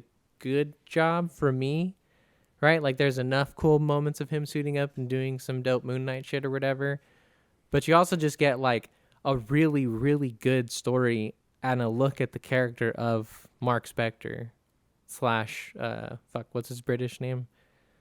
I completely forgot. I did too. Anyway, because I don't think anybody's complaining about the character work or Oscar Isaac, right? Which is like the heart and the meat and potatoes of that story. I think, again, it's just like, I understand why it happens. I just personally have tried to not let that happen. Is expectations, I think, can really get in the way of a person's personal enjoyment of what a project is. Whether that's the expectation that a trailer sets up for you, or the expectations that you yourself have as a fan going into things. I think with anything, you should really never watch it expecting it to be a certain thing, because even if it's amazing, you're going to be disappointed because it doesn't meet your own personal expectations, you know? Like, you kind of just got to, as best as you can, at least for me, what I've found is I've lately tried to just wipe away whatever trailers I've seen, whatever comic books I've read pre-hand, whatever movies I might have seen with the same property before, and just be like, okay, what does this next 2 hours have to offer me right now? Like, let me just take it as that, you know? Because I found things to be a lot more enjoyable that way. Like, you can go back and, like, you know, criticize them and deep dive into them later and whatnot, but I think, like, a first experience like that is definitely very important in like how you will go on to criticize those things afterwards. You know, if the first experience you had with something is just absolute butt, for whatever reason it might be, you might be more prone to critique it a little bit heavier, right? And vice versa. Like, you know, I just have found that like I like to be on the side of like taking things a little easier when I'm critiquing things, just because it allows me to enjoy more stuff without the stress or like bumness of like, fuck, why wasn't this like this or why wasn't that like that? It's like, I don't care anymore as long as it's fun enough. Like I'm having a good time, you know, that's all I care about. Yeah, that's true. Can't argue with that shit. With that being said, I think it's time to move on to what we fucking watched this week, man. Because we watched a couple of good things this week. A couple new movies. You know, a couple new movies. Yeah, we don't usually do releases. Yeah, I think it's very rare that we get a couple new movies within like a new release. You know, to go watch, unless it's like a superhero movie. Like I feel like that's the only other time when like we watch something. Try like to catch on, yeah. But I think there's a few other like movies this year, like you know, like Oppenheimer. I think we're gonna catch that pretty 100%. early. I want to do that one. So. But yeah, this week we are talking about 65 and John Wick, and I think first let's start off with 65. You know, it is a shorter movie. I think we can start off with it first. So 65, starring Adam Driver, and also I want to fucking get the other castmates. No, get out of here, IBM. Yeah, there's only like 4 actors in this entire cast, which is kind of wild, honestly. Trips me out a little bit, but I mean, it makes sense, you know. I don't see why you would need any more than that. 65. So it stars Adam Driver, Ariana Greenblatt, Chloe Coleman, Alexander Shipp, and Nakia King. Alexander Shipp is definitely not in the movie. I don't know why Google has that on there. Let's go to the IMDb's. Because if I'm not mistaken, I think there's only 4 people in the cast list at the end of the film. Maybe that was like a planned role that ended up getting cut out or something. Or maybe it was an Easter egg. Maybe she was one of the dead folks. Who knows? But yeah. Wasn't there someone like talking on the ship? Oh, maybe it's the voice? The voice actor who did the ship's... Let's see. Captain's log. Captain's log. Those are photos.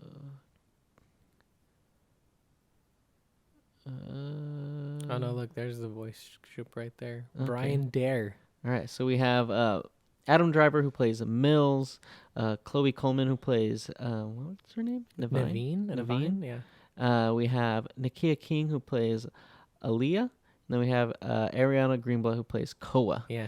Basically, this takes place 65 million years ago in a separate planet, in a separate universe. Adam Driver plays this character, Mills, who... needs to take this job because his daughter, what's her freaking name?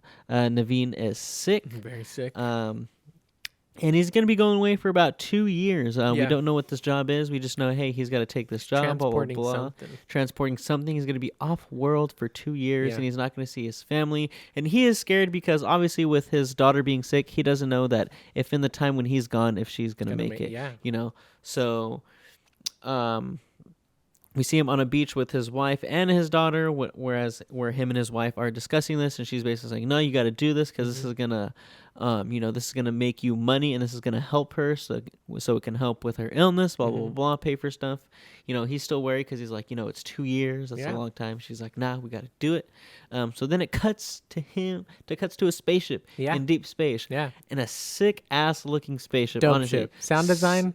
Fantastic. The sound design of the whole movie is on point, dude. The ship looks so fucking cool. It looked like something like out of fucking Star Wars, bro. Yeah. Like it looks so fucking sick. But we cut to the ship flying through space, and it looks like it's flying through an asteroid belt, but little pebbles are just bouncing off, and you're like, all right, too crazy. all right, we're cool. Yeah. Then we go into the ship, and we see that there are pods with people in there. It looks like they're in some cryostasis. Yep. Blah blah.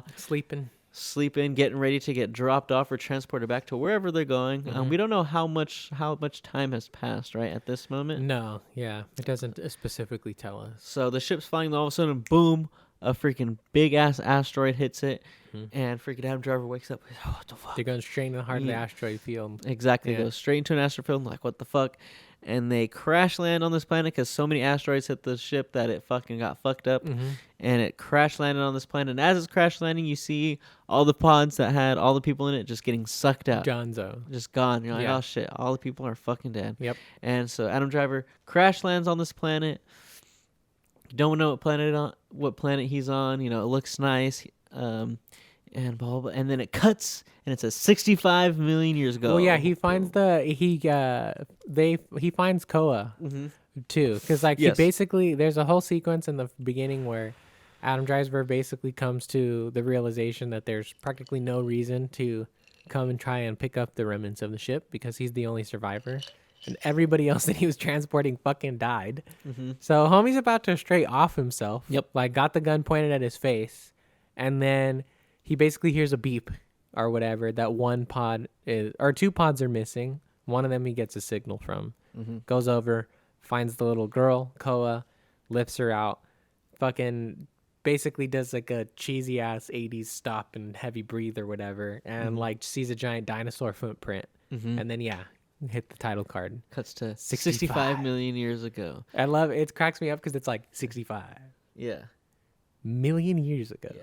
And then big spoilers for this movie. Obviously, if you guys listen to this podcast, you know spoilers for each movie, but big spoilers. 65 million years ago, and we figure out he is on Earth 65 million years ago. Yeah. And that for me was like a crazy, like, holy shit, what the fuck? This is crazy. Yeah. Because also I didn't see on the poster that it said survivor crash lands on Earth 65 million years ago. Before, and I was like, oh shit, I probably should have looked at that first. Yeah, I was laughing because I actually remember like hearing your reaction to when that came up in the theater, and I was like, did you not? In my head, I was like, did you not know that? Like, yeah, it's Earth and dinosaurs and I shit. did not. Yeah. I did not know. I didn't know what 65 meant. Yeah. I just thought it was some fancy fucking title, and I thought it was just going to be some sci-fi movie of Adam Driver fucking fighting dinosaurs. I thought it was going to be some futuristic shit where he's off on like some other planet, blah, blah, where blah. those dinosaurs are or something. Yeah. But no, he's on the fucking past, technically. He's in the past in a galaxy far, far away. Yep. You know, not so far from home. Not so far from home. But yeah, it's such a great movie. I honestly give it like I think out of the movie I gave it like an 8.7. It was such a to me it was a really good movie. Hour and a half long. I think it used the time very well. Yep. His fucking gun that he had was sick as fuck. Yeah. I think one of the sickest guns I've seen in sci-fi in a long time. The character Koa was awesome. She plays this character who there's this language barrier between her and Adam Driver because she speaks a language he does not. So she pretty much just doesn't talk the whole movie. I mean, she does, but we don't know what we're saying. We can only go off of her expressions and her emotions, and stuff like that. But yeah, I thought it was a great movie. To me, she stole the show. I thought she was awesome. She was really funny.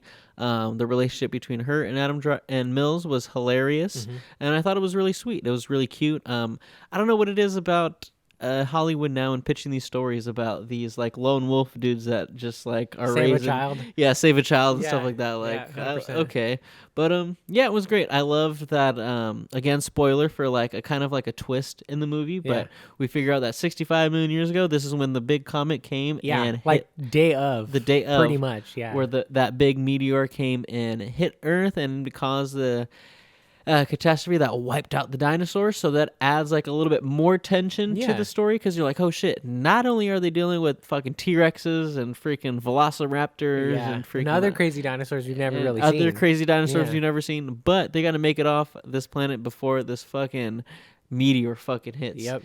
And yeah, the ending is like, spoiler for the ending, it is kind of like you know, oh, they make it out just in the nick of time. But, you know, it was pretty cool. It's cool. I liked it. I did too, yeah. I think that it adds a fun time clock to the movie, you know? You come to realize, like, what, maybe 20, 30 minutes in that Adam Driver is able to find the escape pod part of the ship that they crash landed in. But it's, like, on a mountain. Like, hella far away. They gotta fucking walk all across this dinosaur-infested land or whatever. And that's what the majority of the movie is. And basically how he gets Koa to even go with him in the first place and start to tag along, right, is that Koa's looking for her parents, who Mills figures out right away, fucking hella died. He let him fly out the back of his ship when he was crash landing and whatnot. God damn it, Mills. So A, feeling responsible for the death of her parents, and I think even more so B, wanting to right the wrongs of what happened with his own daughter, right? Not being able to save her, not being able to protect her, because again, spoilers. You get it from context clues pretty early on, and I think like halfway through the movie, they like tell it to you straight up. But the daughter died while he was gone. The one who lived on his home planet. He said exactly what was gonna happen. Happens. And Fuck, so dude. basically, Adam Driver tells Koa, or Mills tells Koa, like, yeah, we got to get to the mountain because that's where your family is. Your parents are up there. Don't worry about it. It's totally fine. Let's get you there. So fucking starts off with a lie. Family. Yeah, family. Yeah. Starts off with a fucking lie. They start going on this trip or whatnot. He's like, yeah, Vin Diesel's at the top of the mountain. Vin right there. Diesel's up there. Yeah, he's got the whole Fast and Furious He's got his crew. car there. Yeah. We're going to take his car back home. We're going to fly it up into space. One thing I did like a lot, I think I mentioned this to you and Jake when we got out the movies, is that while this, lone wolf takes care of a child across some crazy adventure, is kind of a cliche thing that they do a lot. I think maybe I haven't seen a lot of projects like this, but to me, from what I have experienced, it does break one convention of that type of storytelling, which is usually more often than not the grizzled hero or anti-hero or whatever is usually kind of a fucking dick to like what is more often than not like a 9-10-year-old child, maybe like 11 or 12, 13, 14 if we're talking Ellie, right? But they treat him like garbage, like how you should not probably interact with a kid. And so I appreciate that this movie decided to go the opposite way and just have Mills be like a regular adult who knows how to be around children. And it's just like, yeah, maybe I shouldn't be all gruffy and huffy. Maybe I should like mess around with the kid a little bit, pretend I'm gonna put mud on their face and shit. Like Gruffy and huffy. Yeah, like I like that it wasn't just Joel and Ellie. Or like Kratos and Atreus from God of War, or, Mando and Grogu, like, no, don't touch that. Don't touch this. It's like, he's just warm and like knows how to like kind of go down to the kid's level and be playful and be like joyful and like open-hearted and shit like that, which I appreciate a lot. That did a lot for me. And I think that did a lot for them in terms of just building their dynamic of the two characters' relationship, right? Because like, at this point now, after seeing this, I'm like, damn, Last of Us wasted a whole lot of time because, like, it was really nice to see Joel and Ellie start to, like, be with each other and be down together and everything, even though they still had their troubles and they still fought and things were still going on and whatnot. But I'm kind of like, why are you going to spend those first few, Last of Us is a different show, so it does what it does. But it just kind of brings to mind for me, like, at least within the context of this project, like, yeah, it makes sense to skip that part. Like, skip the standoffishness, just go right into them starting to bond and everything like that. Because, like you mentioned, it's only an hour and a half. It's a very quick movie, but it's a very effective movie. By the end, when they're hugging each other over their dead families and everything, like, it doesn't straight up bring a tear to my eye, but it certainly makes me choke up a little bit, Like, there's enough emotional weight there. The two of them have established enough of a relationship in this hour and a half that, like, I'm like, damn, I'm glad you guys found each other, like, in this horrible situation and whatnot, and are getting out and everything like that. So, I don't know. Like, this movie for me definitely showed me that sometimes if you do it right, less can be more. And not only, like, a little bit more, like, less can be much, much more. Because I really liked the movie the first time I saw it. I fucking loved the movie the second time I saw it. Yeah, when I went to see that second time, dude, it hit 1,000 times better for me. Like, honestly, this is one of my favorite movies of 2023 so far, hands down. I know it's not like a big Oscar-worthy contender or a Marvel heavyweight champion of the world or anything like that, but it was pretty kick-ass, man. Like, I really, really enjoyed just, like, the simpleness of this movie. Like, I don't expect it to do super well in the box office, but I could definitely see it hopefully getting some kind of like cult classic status, I was like, hey, you want to see like a cool almost horror-ish suspenseful movie about some guy fighting against dinosaurs? Here you go. This is your guy right here. Where else do I have that? That's about it. And it's good. it was really good, man. I enjoyed it a lot. Yeah, it was really nice. I think this is definitely something that I could see myself returning to and watching. Just like, hey, let me throw this on real quick. I got an hour and a half to kill, and it's an enjoyable movie. I will say I do have a few gripes. Well, actually, no. Let me go off with one more thing that I really liked.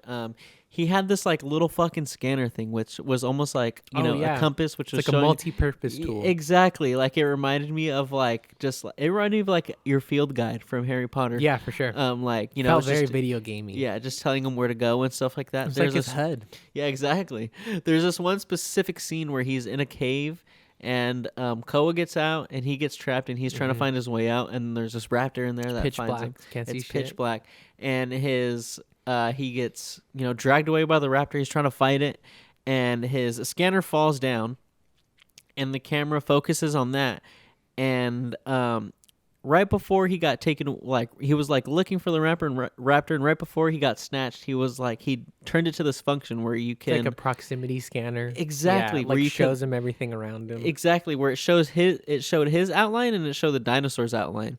And then when he got taken away, the freaking scanner got dropped on the ground, so the camera focuses on that, and then you see the fight that he's having with the dinosaur through the scanner. Yeah, and I thought that was super sick. I thought that was super unique. I haven't seen that in a movie like recently or anything like that. So I definitely really really enjoyed that. Again, the gun so cool. Fucking sick, dude. The sound awesome. The look fucking great. Like immediately when I saw it, I was like, all right, where can I get a fake one of those? Because I need one 1000%. Yeah, that was one thing I appreciated about just the technology in general in the movie, which was like they didn't set him up with like a Batman utility belt of like 100 different gadgets. He had like 3. He had like the grenades, he had the gun, and then he had like his little pack thing. Where was he holding all those glow stick things? Oh, I think those were in the backpack that he had for like the first half of the movie. Yeah, but like he basically, he doesn't have a lot of tools, but the filmmakers found a lot of use out of those tools, which I appreciated. They weren't just for show. Like they really felt useful within the context of the movie. Like I genuinely believe he probably would have fucking died if he didn't have that tiny little pack thing, bro. Like honestly, that thing saves them so many times, whether it's just like redirecting them on where to go. Like, oh, you know what else was a cool one too? Just like while we're naming off the cool technologies and stuff, is the food tester, bro. Like the little water tank. Like, again, that's something you would probably definitely need while exploring other planets and shit. But he basically has this little canister that opens up, and you can drop any kind of food or water in there, and it'll beep red if it's unsafe to eat, and it'll go green if you can. And it's like, yeah, that's such a practical thing. Like, of course you would have that. Like, it just makes sense. It was great. I will say I'll get into my gripes right now. The one tech that was confusing me the whole time because it was just working the same way every single time, which I know sounds weird, but I'll get into it. Those little fucking grenades. Oh, yeah. Again, I was cool with, like, the first time he uses them, clicks them, boop, turns on. Blows up some dinosaurs. But it's like, the proximity of the grenade, I wasn't totally understanding. Because, like, the first time he uses it, he throws it. Okay, cool. I get it. Oh, shit. But then the second time he uses it is when up, like, the boulders. They blow up the boulders, and he ducks like 2 feet away, and then it blows up, and it's the smallest little explosion. And I was like, okay, but not gonna argue with that. It was just one little one. Yeah, cool. He gives Koa some, and he's like, all right, just in case. Oh, yeah. Koa drops 5 of them down into a fucking, like, hollowed-out trunk when a fucking little raptor's chasing after her. Hardcore overkill. And again, just a little-ass explosion. Yeah. And I was just like, all right. And again, like, I don't know. I feel like they did similar shots with those grenades where it was just like, we're going to show them activated, and then we're going to cut away right away when it's going to explode, And I feel like they kind of just, like, use that too much. So I was just like, the first time, all right, cool. The second time, the third time, I was like, all right, cool. Come on, like, let's go. Yeah. But, I would say that was just like one of my big gripes. What was another fucking gripe that I had? I was fucking trying to think about it. Oh, I feel like there was a lot of like tension that was built that wasn't necessarily like paid off. Like there was a lot of moments where he was like looking around. It was like super dark. It was like super tense. And not that I'm like sitting there and be like, all right, let me call out the jump scare now. But it's like, all right, let's pay that off like in some way. Like I feel like sometimes it would just go and then it'd be like, all right, cool, it's the next scene. And that happened at least like a few times where I was just like, something happened, and like nothing happened. And I was like, all right. I think for me, that worked a little bit better because, like, personally, I haven't been scared by a jump scare that wasn't just like absolutely cheap as fuck in a very long time in a movie. And this is the first one in a minute that actually got me to jump, like genuinely like, holy shit. And there's like two. It's the first one where the little dinosaur jumps up at him. Yeah. And he has to like bash it with the gun really quick, right? And the second one is when he is down in the caves and he gets jumped by the raptor the first time before the fight actually starts. And I think I could be wrong. I don't know how to make suspense movies, but in something that has jump scares like all the time, where every single one is paid off, I think that the ones that you do want to hit lose their like poignancy a little bit, right? Versus, yeah, maybe you want like one or two more in there, but I think having all these tense moments that don't amount to anything like builds you into like a false sense of security, you know? You're like, oh, okay, they are safe. So that way when something does jump out in the middle of nowhere that's not like a big setup for a suspense or whatever, it hits even harder, you know? Because like you said, right? When you're in a tense moment, you almost are ready to be like, oh, here it comes. I know it's coming. So the fact that they defy your expectation by being like, no, you're not going to get a jump scare here. I personally like that, but I see where you're coming from. It is definitely like different. I think it's trying to break the trope a little bit in a way, you know? Oh, yeah. It doesn't fall under the classic suspense like genre, but it also doesn't really fall under like, in my mind, like any particular genre. Like it's part survival movie. It's part sci-fi movie. It's part horror movie. There's actually like some decently gory bits, I think, where like dinosaurs get absolutely fucking melted, or like poor little baby dinosaurs just get ripped to shreds. Like, so like it's a good balance of like a lot of things. I think it balances like, at least to me, like those four different like genres, you know. But that's kind of Sam Raimi in general too. Yeah. Yeah. Exactly. And I will say, like the last, the end fight scene with those like T-Rexes, yeah, was super cool. Don't get me wrong, but it did get kind of old when it was like there was one, then I was like, oh my god, there's a second one. Like when there's a second one, I was like, oh fuck, yeah. But then when there's a third one, I was like, oh okay, there's just like a third one. Okay, you know? so and then it was bigger and it was running on 4 legs, and I was like, okay, how's this fool outrunning this shit? So, like, come on, bro. The first time I saw it, I actually was of the same mindset. The second time I saw it, I noticed a detail that made it better for me, which is if you pay attention, they do a very specific shot that is meant to, what I assume is this is what it was meant to do, which is they zoom in on that dinosaur's eye, and it's kind of messed up. And it's actually the first T-Rex that he shot when they're in the little waterfall thing. So that's actually like a returning villain type of thing. So that for me, the second time hit better because I was like, oh shit, he's back. He remembered this motherfucker. Back. He's here for revenge. He's back. He's back. He's back. Yeah, so like I don't know, it hit better for me the second time, but I do hear where you're coming from because the first time I watched it too, I was like, "Holy fuck, this motherfucker about to take down 3 T-Rexes? Yeah, Jesus Christ, bro!" But even still, like this one takes down 3 T-Rexes, bro. He takes down like 2, and then like the third one kind of just gets fucked up by like happenstance. But still, he outruns one that is able to run on 4 legs, 4 giant ass legs, bro. Yeah. Like that's fucking nuts. Dude. He also has super speed. Yeah, where they come from on his planet. Every human or whatever humanoid is just super fast. Yeah. And yeah, I will say, the end where they, make it in the nick of time is a little cliche, but I enjoyed it. I didn't want to see him die. No, yeah. There's only 2 options there. Like the one thing I could have seen is like I'm surprised that Mills didn't just die. Yeah. What I thought is that. Koa was just gonna go off by herself, and Mills was gonna sacrifice himself. Like, Yeah. that's what I thought was happening at the end. Mm-hmm.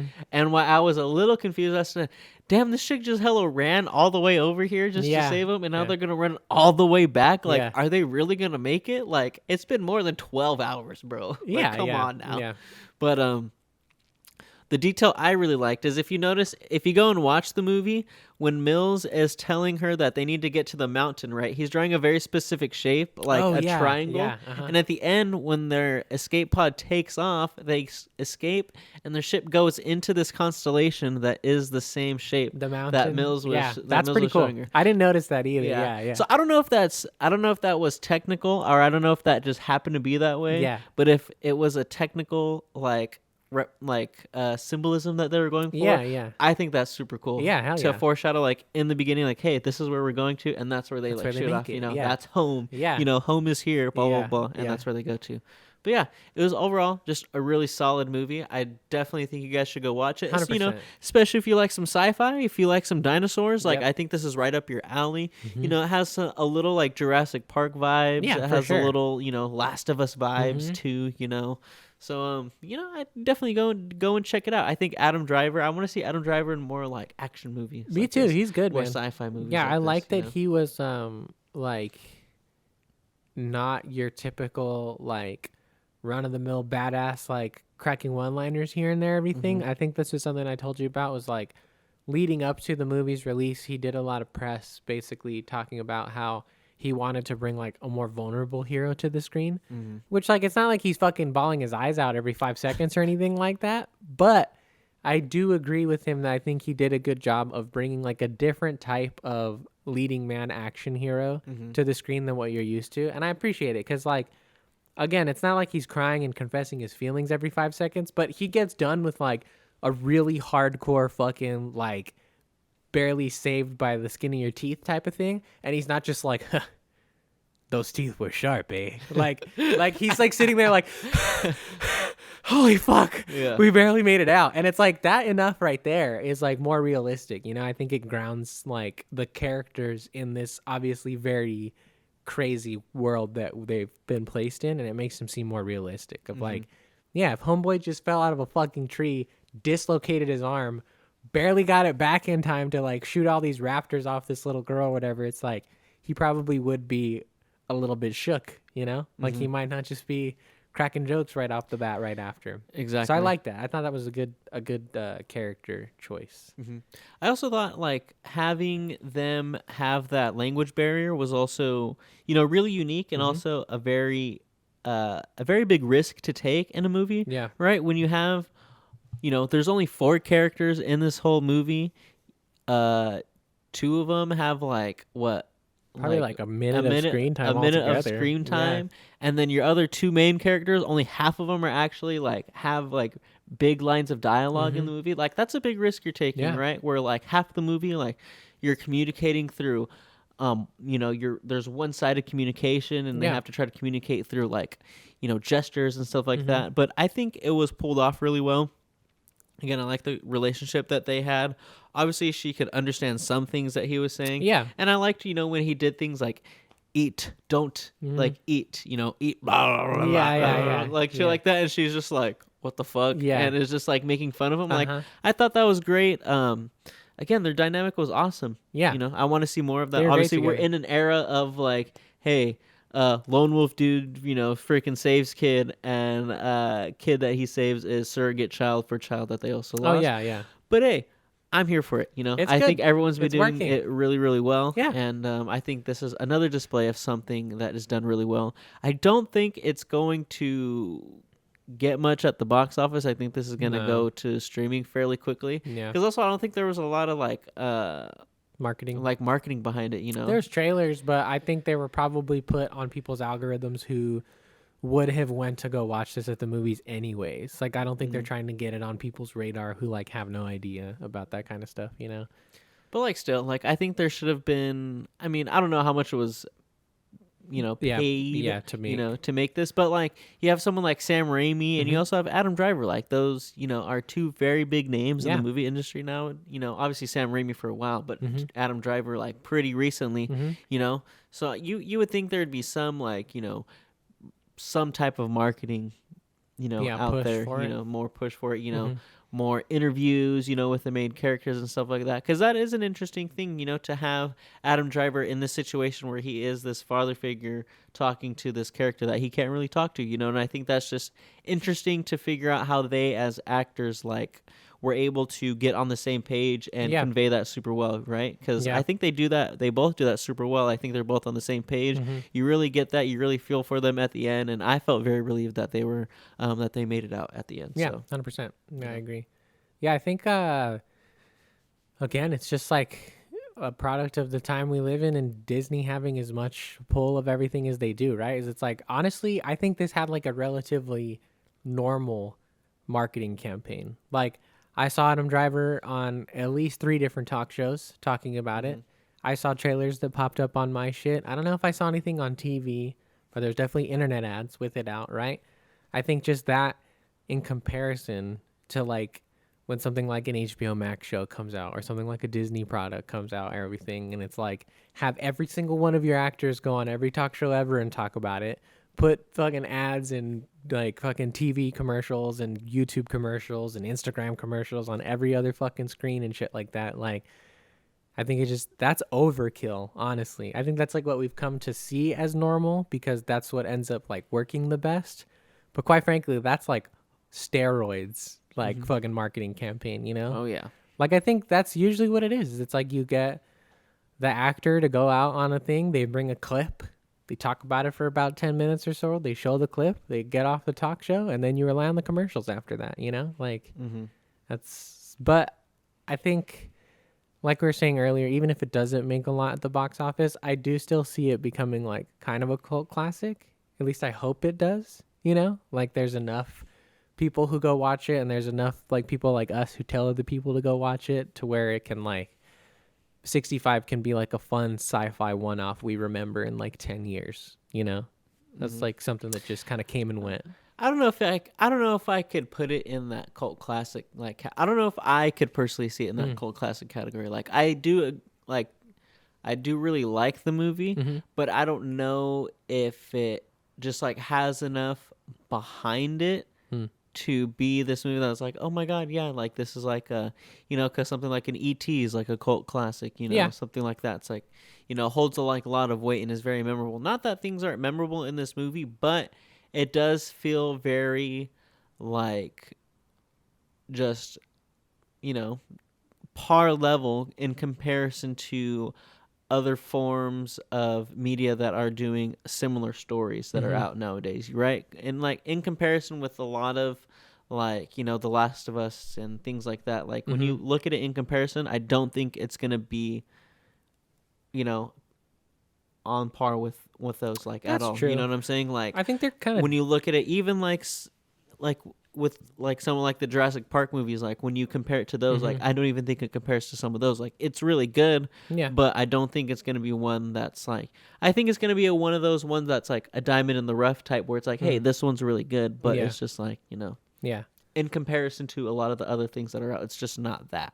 Yeah, I think that's why maybe like you're right. It might not have the power to be like a pop culture, like remember this or whatnot. But I think that's part of the reason why it does go down like that for me is that like while on the surface you could try to compare it to something like Last of Us or you could try to compare it to something like Jurassic, I don't think it's trying to be either of those things, Like, I think like Jacob said it to begin with, right? Is it's like as much as we're experiencing this resurgence of lone wolf takes care of small child, this is not like an original idea that like these Last of Us and Mandos and stuff have just started coming out. Like, you go back as far as Terminator 2 and it's like Schwarzenegger trying to take care of John Connor and shit like that, right? Yeah. Like, it's something that's been around for a while.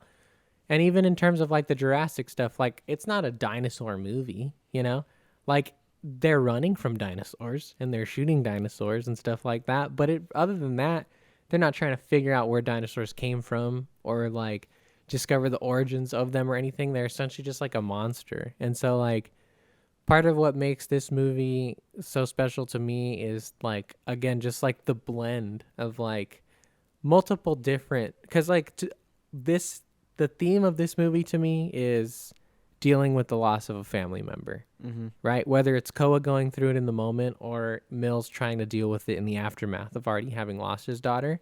It's about acceptance and like dealing with grief and stuff like that. Like that's what the actual character moments of this movie are. It just so happens to be set on like prehistoric Earth when they're fighting dinosaurs and there's all this tech shit going on and stuff like that or whatever. So like that is what for me makes it like a unique movie that like I'll come to appreciate like down the line. Is I like movies that can be about something and tell a story that has practically little to nothing to do with the actual setting that it's in, you know? Like, I think those are things that get, like, blended a lot nowadays, which is cool. Like, if you can do it to, like, a good, like, in a good way or whatever, then that's dope. But, like, the theme of a movie and the setting of a movie don't always have to be the same thing, you know? And like when they're not the same thing and it still works really well, I appreciate that. I like that a lot. So that's why this movie is kind of a little more unique to me, I think. Hey, I respect that.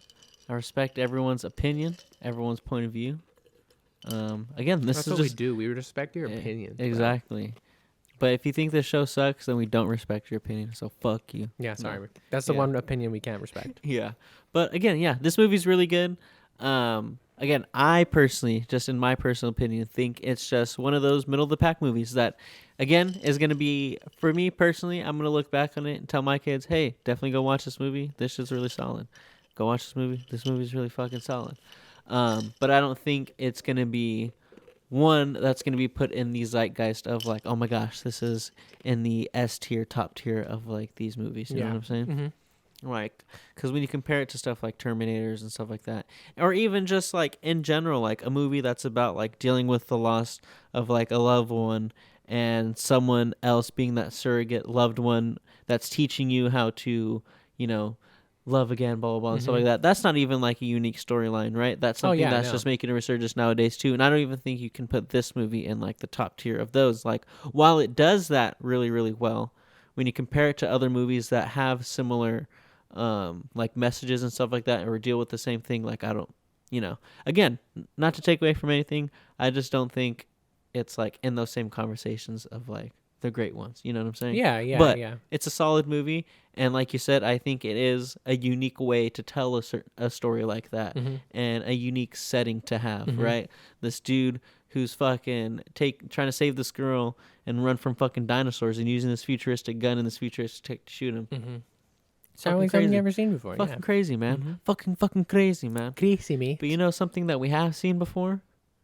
John Wick. John motherfucking Wick. And that fool is fucking crazy. And he's back in John Wick Chapter 4, which is the 4th installment if you can't fucking count 1, 2, 3, 4. John Wick Chapter 4, the last chapter, or the final chapter. Exactly. Yeah. So this takes place after John Wick Chapter 3, which if you don't remember, he basically got shot off a fucking roof. He got shot off a roof by Winston after fighting off 1 million fucking assassins because in the second movie he broke the one of the 2 rules, which is, you know, honor a marker and also don't kill at the Continental, you know, and he fucking killed homeboy fucking, was it Santino at the freaking Continental because the Italian dude. The homeboy was just being a fuck, honestly. Like in the second movie, like he hires John to kill his sister. Homeboy's sister. Yeah. That's crazy. Not John's sister, but Santino's sister. Yeah.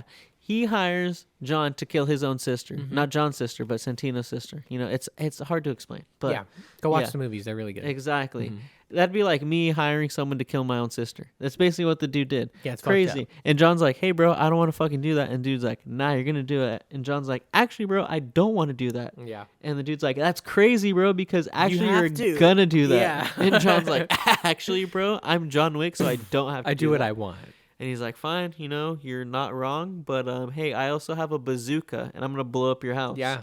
So he basically does that, and John goes and hunts him down, and the dude tries to hide at the Continental, and John's like, hey, you're being a fucking pussy, and just shoots blows him. His head off right there. Because that's what the dude's being. He's like, I can stay here however long I want. Eating his little dinner and you shit. know, Yeah. like, and there's no business that gets done at the Continental. Fuck your rules. And John's like, actually, I don't fucking care because why? Because I'm John Wick. Exactly. And so basically the whole third movie, he's dealing with the ramifications of that. Yeah. And the fourth movie, which we're talking about today, is his redemption. Finally, his redemption.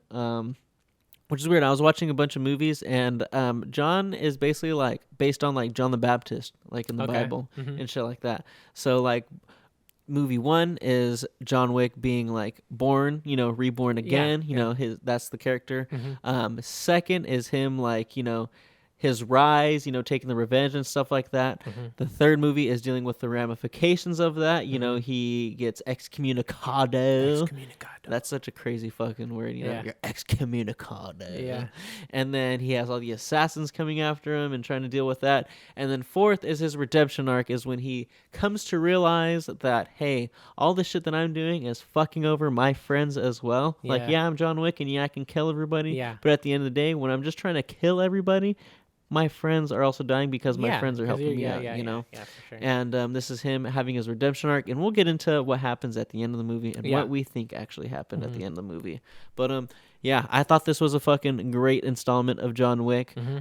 I was someone who didn't watch the first 3 movies up until I think either last year or the year before. I think it was last year because we did an episode. I think. Yeah. And oh my gosh, I was like, I don't know why I hadn't fucking watched it before, but yeah, I came to love these immediately. I watched the first one and was like, holy shit, I need to watch the second one. Watched the second one and was like, holy shit, I need to watch the third one. Watched the third one and was like, fuck, when is the fourth? When does the fourth one come out? Yeah. And luckily it was fairly soon. But yeah, I loved it. I thought it was a great bookend to the John Wick series. Keanu Reeves once again kills it. Once again shows why best stunt should be in the Oscars and why he should him and Tom Cruise should duke it out basically every year. Tom Cruise is always gonna win. But after Tom Cruise is always gonna win. But let me ask you this, just straight up, as objectively as we can here. John Wick Chapter 4 has some of the most crazy stunts out of the entire series, to be sure. But what any single one of those stunts tops anything that Tom Cruise jumped off a fucking building all the way back in Mission Impossible 3, and he's only been stepping it up since then. Did Tom Cruise kill 140 people? See, but that's not like a stunt. That's just well choreographed action, Which is stunt work at the end of the day. That's stunt work at the end of the day. If you're choreographing fights and you're throwing punches, that's stunt work at the end of the day. Stunt work is not just like flipping and jumping off of buildings doing that. That's stunt work. Yeah, that's choreography, but duking it out and fighting and putting on these fights, that's stunt work too. Okay, I won't disagree with you there. I still don't think any of it tops what Tom Cruise does in the Mission Impossible movies. Just for me, in terms of if there was one singular scene where there's like literally a kill counter and John Wick does take out like 100 dudes in one fight sequence, cool. But the other thing too, that like these movies and they do it well, right? But like these movies rely on like a lot of the same moves, I think. You get your nunchucks here and there, and you get your knife fights here and there. But other than that, John Wick's just shooting people in the face and then doing a lot of like leg grapples. And I noticed that pretty heavily this movie. Is Tom Cruise sword fighting? Does he have a katana while he's riding a fucking... The motorcycle? A motorcycle? That one's cool. Yeah, like again, I'm not saying John Wick doesn't have his standout pieces. Is he shooting people while fucking riding a horse? No, but he's... Like a bantha. But he's like a bantha. No, but like again, homeboy's riding a motorcycle off the edge of a cliff and then parachuting out that shit. Yeah, but like to me, Tom Cruise is just like, how crazy can I get? Because I know Scientology has my back, and I know I'm never gonna die. Yeah, 100%. Yeah, for sure. He'll be reborn in the alien mind of the blah blah blah or whatever, however Scientology works, for sure. But I just think like in terms of like if you gave an award for overall stunts over the course of a whole movie, then like, yeah, maybe I can see John Wick being more of a contender. I still don't think it would win, but I could see it being more of a contender. But if you're giving it to a singular stunt, like best stunt of the year, I think hands down Tom Cruise wins all the time because of the fact that he's willing to like literally put himself in danger to be on the outside of a plane or some bullshit like that. Okay, but again, that's just like, how crazy am I gonna fucking, how much, like, to me, like, okay, yeah, that's a great stunt, but that's almost like, that should be in the category of how how much am I going to put my life on the line for a fucking movie category versus like, Yeah. you know what I'm saying? Like, because at the end of the day, like, yeah, you can be Tom Cruise and I can be Keanu Reeves, and you're just like, yeah, I'm going to go hang off a fucking plane, and I'm going to be like, okay, bro, like, go and do that. Like, Yeah. I'm not going to do that. Yeah. And to me, like, why does your willingness to just be like, to put your life on the line dictate whether your stunt is better than mine, you know? Okay, like, yeah, I didn't fucking hang off of a plane, but it's like, I still put in hours and hours of work to these stunts that are, we'll get into whether they're long or not, but these are long choreographed fights, and that takes a lot. I mean, like, correct me if I'm wrong, but I think that's the basis of being a stuntman, is like, how much are you willing to put your life on the line to make something look cool for TV or for a movie, right? Because, like, again, you're right. It's like more creative, choreographed fight scenes. But really, at the end of the day, all these guys that are hiring, they're doing the exact same thing at the bare bones of what Tom Cruise is doing, which is risking their well-being to make something look cool on screen. That's what a stuntman does. And I don't think anybody does that at a higher level than Tom Cruise does. But it depends on, I think really the argument that we're having at this point is like, I don't want to say style over substance, because I think that there is obviously probably a lot of planning that goes into Tom Cruise's stunts. I don't think he's just like, hey, let's go jump off of this building, you know? Like, not that he doesn't work hard to do those, right? Because he definitely trains for a long time, right? Yeah. So, but again, it's just like, I think it is like big set piece stunt versus consistent choreographed stunts is really the argument of what it is there, right? Because the other thing too is that they're in like two completely separate categories. Like, yeah, they're both action movies, but it is really difficult to compare like what's better, like seeing somebody actually hang out the side of a plane or seeing some dude like take down a bunch of, maybe that's like the part that it like draws the line for me right there as well, is it's like Keanu's never in any real danger. He's not a stunt man, you know? He's just a really well-trained dancer at that point, participating in this big choreographed fight sequence, which is beautiful. But he's crashing through walls. He's going through freaking glass. Yeah. In the third movie, he freaking straight up, like he flips someone over onto the glass floor that they're fighting on, and then they crash down the floor. You know, he does a lot of shit like that. That's true. And he does a lot of that shit himself, you know? That's true. It's just, again, my boy Tom Cruise has been doing this shit, bro. Like, you know what I mean? It's like, I get it. No, I get it. But to like, me, if it's anybody like, gets the, like, okay, the second year when they're doing best stunt work at the Oscars, for sure, give it to Keanu and the team for John Wick. But John Wick's not even here if your boy Tom Cruise hasn't been making action movies for like the last 10 years, dude. Okay, but it's not like Keanu didn't make fucking The Matrix, bro. Yeah. It's not like this fool's just not like... I guess that's true. Because to me, it's like, it's the difference between, okay, I'm going to run and I'm going to jump into a front flip and then do like a fucking little spin, right? Mm-hmm. And then homie's like, okay, but yeah, I'm going to go and jump off like a 4-story building. And it's just like, which one's cooler, you know? Like, oh yeah, this fool just jumped off this 4-story building, but this fool also just ran and did like a front flip and 3 back flips and the fucking little twist in the air. It's the stakes for me, I guess. No, honestly, because I like that. I respect it. We're talking about daredevils, bro, right? Like, you don't want to see Evel Knievel jump over like what? You don't want to see him do a wheelie over like one car. You want to see him jump over like 10. You know, like. I also want to see that fool live a life. Yeah, well, yeah, of course. We all want to see that. But yeah, that's, I think, really what it is for me right there. It's like the stakes, you know? It's like, he definitely raises the bar in terms of like, holy shit, we're going ham for this one, bro. Yeah. I respect it. Not that I don't respect Tom Cruise, but it's just, you know. Yeah. You know. He just gets enough for just being Tom Cruise already. If they do give it to, not even that it's a thing yet, but if they do give it to Keanu Reeves, I think there needs to be some sort of special award given to Tom Cruise, because like you regardless of, now we're handing out participation trophies. No, we're handing out due credit where it's due, bro. That's what I'm saying right here. Like, you don't go giving out stunt awards and not give one to Tom Cruise is all I'm saying. That's all I'm saying. That's true. You know, the homie deserves to be recognized for whatever weirdness that he does do. He at least brings us kick-ass stunts in Mission Impossible movies. 1000%. Yeah. But all right, back to John Wick Chapter 4. Yeah. Yeah, great movie, 100%. something I anticipated a lot, and I think a lot of the action scenes lived up to my expectations. I thought it was a touch long, It was way 2 too long. hours and 49 minutes. I definitely thought it could have been a little It's like shorter. 45 minutes too long, bro. I don't know. Like, I think it could. Here's the thing. So initially, John Wick got greenlit for John Wick 5. Initially, it was going to be split up into 2 movies.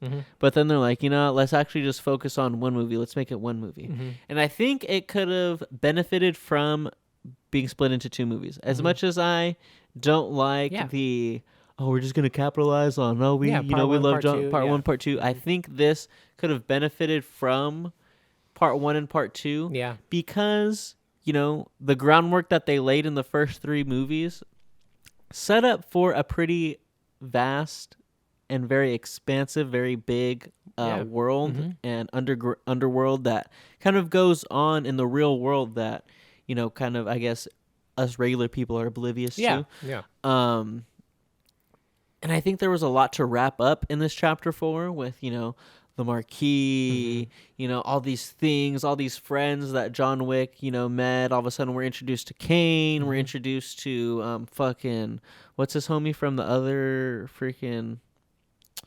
the other Continental that has the daughter. Oh, the Japanese guy? Yeah, I can't remember his name. But, yeah, I know who you're talking about. He was also in Bullet Train, that actor. Oh, was he? Yeah, he plays the stage. Oh, yes, that's right. Whatever they call him. I don't know what his name is. Fucking, let's see. We could probably find him. He's got to be on. There he is. Shimazu, yes. Yeah. And he has his daughter, is it? I think it's Mia. It's Mia? I think so. Yeah, but great cast. You have Donnie Yen who plays Kang. Oh no, Mia's Donnie Yen's daughter. Mia's Donnie Yen's daughter. Yeah, because she's the one playing the violin. Right. Yeah, Mia's Donnie Yen's. I think that Akira maybe. I think that might be. Akira is Shimazu's daughter, which is played by Hiroyuki Sanada. You also had what was the fucking big guy's name? I forgot what his fucking name was. Oh yeah, the German dude. Yeah, but that guy was played by Scott Adkins, who is a big stunt guy, martial arts guy. Cool. He's actually been in. I think he was in Ip Man 2. He fights Ip Man at the end, which Donnie Yen, obviously the connection. Yeah. But yeah, I was wondering. I was like, damn, this dude's face kind of looks familiar, but I don't know who he is. But yeah, big prosthetics made him a big fat dude. He did great in this movie. Yeah, this movie was great. Rest in peace, Lance Reddick. Yeah, also, man. He passed away. It was sad seeing him in this movie. He dies, bro. It's fucked up. Yeah, Gets shot right in the chest by fucking the Marquis, bro. It's so Marquis nuts, kind of bro. a bitch. Not gonna lie, he's not my favorite John Wick villain. I prefer even just the bad guy from the first. So I haven't said a lot yet about John Wick Chapter 4, and I'm gonna start saying things now. Do it. So, I have been wrestling with this since we saw the movie on Saturday night of what does it mean to be like the best action movie of all time, right? Does that mean that you just need to have the best action in your movie? Because if that's the case, I do agree. I think this is probably the best action movie of all time. I haven't really seen anything quite on this level in terms of choreographed fight scenes. While I don't think this is the strongest entry in the series, it does still bring to the table a very John Wick thing, which I think is creativity in fight scenes, right? Showing a lot of different things besides people just punching and grappling and flipping each other and stuff, That's all very impressive. I'm not trying to take away from that, but we've seen a lot of that. And so when you get things like your nunchuck scenes or your samurai motorcycle scenes or your knife throwing scenes or whatever it might be in these John Wicks, those are the standout moments, right? So if it's just based off of having the most and the coolest action in your movie, then I think this takes the cake. I think it's the best action movie of all time.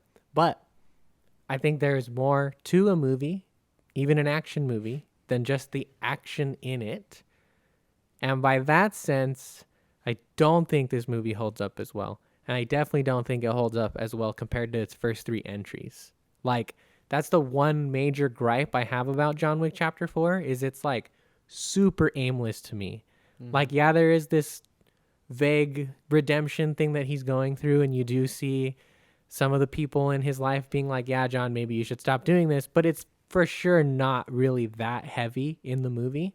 It's mostly just a lot of fucking fighting and a lot of action sequences and a lot of I punch this guy, you punch that guy, we knife this guy, we knife that guy. Like, it's really fun to look at. It's super cool. But John Wick was on this upward trajectory of introducing more character and more story into the John Wick franchise between 1, 2, and 3. For me, this one is a step back in that sense. I don't think it's as strong on the story side of things. I definitely don't think it's as strong on the character side of things. I'm going to drop this spoiler right now just so we can get out of the way. I am sad that this is the one that John Wick went out in. Because there wasn't, to me, a whole lot of character development for him. At least what they, I think, had planned for what this movie was supposed to be. I agree with you. 2 movies would have been able to do this a little bit better because I think they probably had all these action sequences planned out and big pivotal moments that they wanted to put across these next 2 movies. And I think they also had these character moments and these story beats and everything that they would have done across these 2 movies. And I think because they got cut back to just doing 4, from what I felt and from what I experienced, I think they prioritized putting the action sequences, more trying to salvage more of those action sequences than they did trying to salvage more of whatever those story beats were. Because I would have liked to see a more in-depth redemption arc for John Wick. One where he really does realize, like, oh shit, man, like, I've been on a crazy fucking rampage for the entirety of this franchise. Like, maybe it is time for me to start, like, facing the man in the mirror. But, like, I don't know. I didn't really get that from him. He kind of deals with all of it in, like, cheesy one-liners, which is cool. Again, that's a big part of the John Wick franchise. Like, I love hearing Keanu give me some one-liners, you know? But I would have appreciated for his send-off, especially for his death, for that to be a little bit more, like, emotionally impactful. Like, I think at this point, again, with the buildup we got from 1, 2, and 3, we started to realize that John was not so much just this mindless vessel for awesome ass-kicking eye pleasure. He was a person who was dealing with the ramifications of his actions. And I think, like, I get John Wick 1 John vibes in terms of where he is at as a character in this one more than I do, like, John Wick 3, you know? And so that's the only disappointing part for me. The action, top fucking tier, high caliber, some of the craziest shit you've ever seen in your life. You're going to be looking at some pretty cool fucking fight scenes. I think, again, the rest of the franchise has better set pieces. Like, the stair fight scene is cool, right? But it's mostly just them punching up a staircase. The nunchuck sequence is cool. But again, take away the nunchucks, that's any other John Wick fight scene, right? Like, maybe I'm forgetting a couple here or there, but that was another gripe that I had with this movie is, like, a lot of it felt like, again, very well choreographed. I'm not trying to downplay the super hard work that went into creating these fight scenes, but they're not super unique compared to some of the stuff that I've seen within this franchise before. I think they've done better set pieces in their other movies, especially 2 and then 3 in particular. Like, 3's the best, man. Like, to me still, I think Parabellum is the best John Wick movie. But yeah, that's where I'm at with that one. Yeah. I mean, I definitely, I agree with all those points, 1000%. I think, I also want to watch this movie again because I think there is a lot of good story underneath all of this, but I think what this movie suffers from is the fact overload. The fact that there is these big long action set pieces that when you're in them. Like, I think, like, one of the first ones, I think I said to you and Diggs, like, oh god, like, that shit made me sweaty, right? It's like it's long, like, you're in them, they're heavy, like, you feel like how tired John Wick is, you know? You have to be ready for, like, not even over exaggerating, like 20-minute long fight sequences. Like, some of the action sequences are genuinely from, like, when he starts fighting to when he's done fighting are like 20 minutes. They're fucking long. Yeah.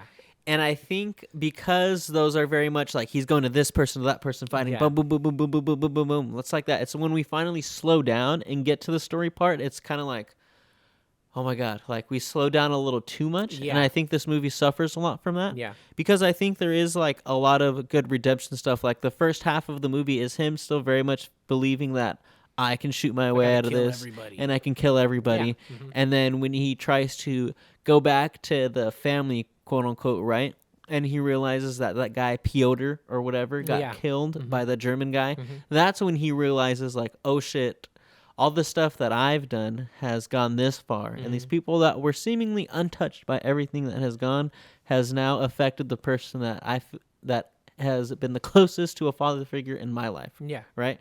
And that's when he kind of flips the switch and is like, okay, this is what happens. And I think the ending again would be a little bit more impactful if I think these movies are a little tighter. Yeah. And we can explore that John and Kane relationship a little bit more.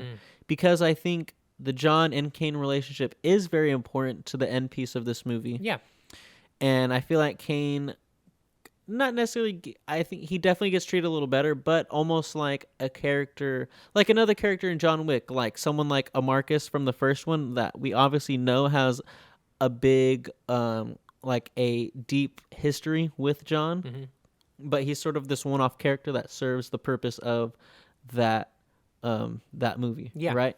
And I think to the ending of John Wick, I think Kane has so much more to do with John because of the decision John makes at the end, which is to not shoot and get shot by Kane, so freaking the Marquis can think he's dead and blah blah blah, and can, or almost dead, and so that, you know, Kane's daughter can be okay and he can finally be released. Like, I think that would be a little bit more impactful if we're able to explore that relationship a little bit more. Yeah. And I think this movie just suffers from these great action set pieces that are just a tiny bit too long for the story that you're also trying to tell, which tacks onto the movie, which, like, definitely to me, I was like, all right, we need to get on with this movie a little bit, you know? There's, like, a lot of establishing shots in this movie, which, like, correct me if I'm wrong, but for those of you who don't know, and possibly me who doesn't fucking know, an establishing shot is basically, like, we're going to look at the place that we're about to be at on camera. So, like, if they just went to the fucking mountains up in Germany, you're going to see a shot of the mountains in Germany. There's way too fucking many of those, and they're way too fucking long. Like, I swear, bro, there's probably a good 10 minutes of screen time that's dedicated to just, like, locational shots. Like, they're, like, again, beautifully done. Like, what I'm actually looking at visually is gorgeous. The sunsets and stuff that they're capturing and everything like that, they look great. But I just don't see the purpose that they serve, you know? Like, there was, like, a lot of wasted screen time to me in this movie. Like, be it on, like, bullshit like that, or like you said, too, like, the action sequences being, like, just a smidge too long. Like, again, like, it is fun, but, like, I was getting, like, tired by the end. Yeah. You know? Like, of just watching him plow through dudes, like, just left and right and stuff. Like, it's just like, oh, my God, dude. Like, he's got 10 more. He's got a whole nother flight of stairs to go up. Like, you and just kicked him down all the fucking stairs that he just went up. Like, holy shit, man. Like, I get it, you know? Like, it is, you got to up the ante. You got to go bigger and badder than Chapter 3 was and everything like that. But there was just times where I felt like they went too big and too bad. Like, it was just like, it's not like I didn't enjoy it. I was just like, this could have ended 5 minutes ago and I wouldn't have enjoyed it any less. Is what it is, you know? It's like the action is just like a lot, and it takes a lot out of you because 100%. There's so much. Like, there's so you're much. You're breathing heavy by the end of the action sequences. Holy fuck. But fuck, dude, those action sequences were fire though. They bro. were good. Like, my favorite one is the overhead shot of when he's going through that building. See, like, that's it reminded a good me one. of a video game. That's a good one. See, that one I don't have any gripes about, even if it is long, because that's unique. That's creative. That's not just a regular framing of dudes beating the fuck out of each other. That's like a different perspective. Like you said, it almost gives you video game vibes. Like, that's the kind of shit I want to see in John Wick. Like, don't just throw on 50 more bad guys for him to fight. Make him fight one dude in one unique scenario, you know? Like, that's what I appreciate, or that's what I've come to appreciate about the John Wick series, is that, like, yes, they have your classic good guy can like just shred up 100 dudes or whatever, but that's boring. Like, it looks really cool, but it gets tiresome, right? I don't get tired of seeing something like that. Like, show me 5 more minutes of something like that, the top down scene and everything. I think that shit's cool. Mm-hmm. Because that's new. It's creative. You know?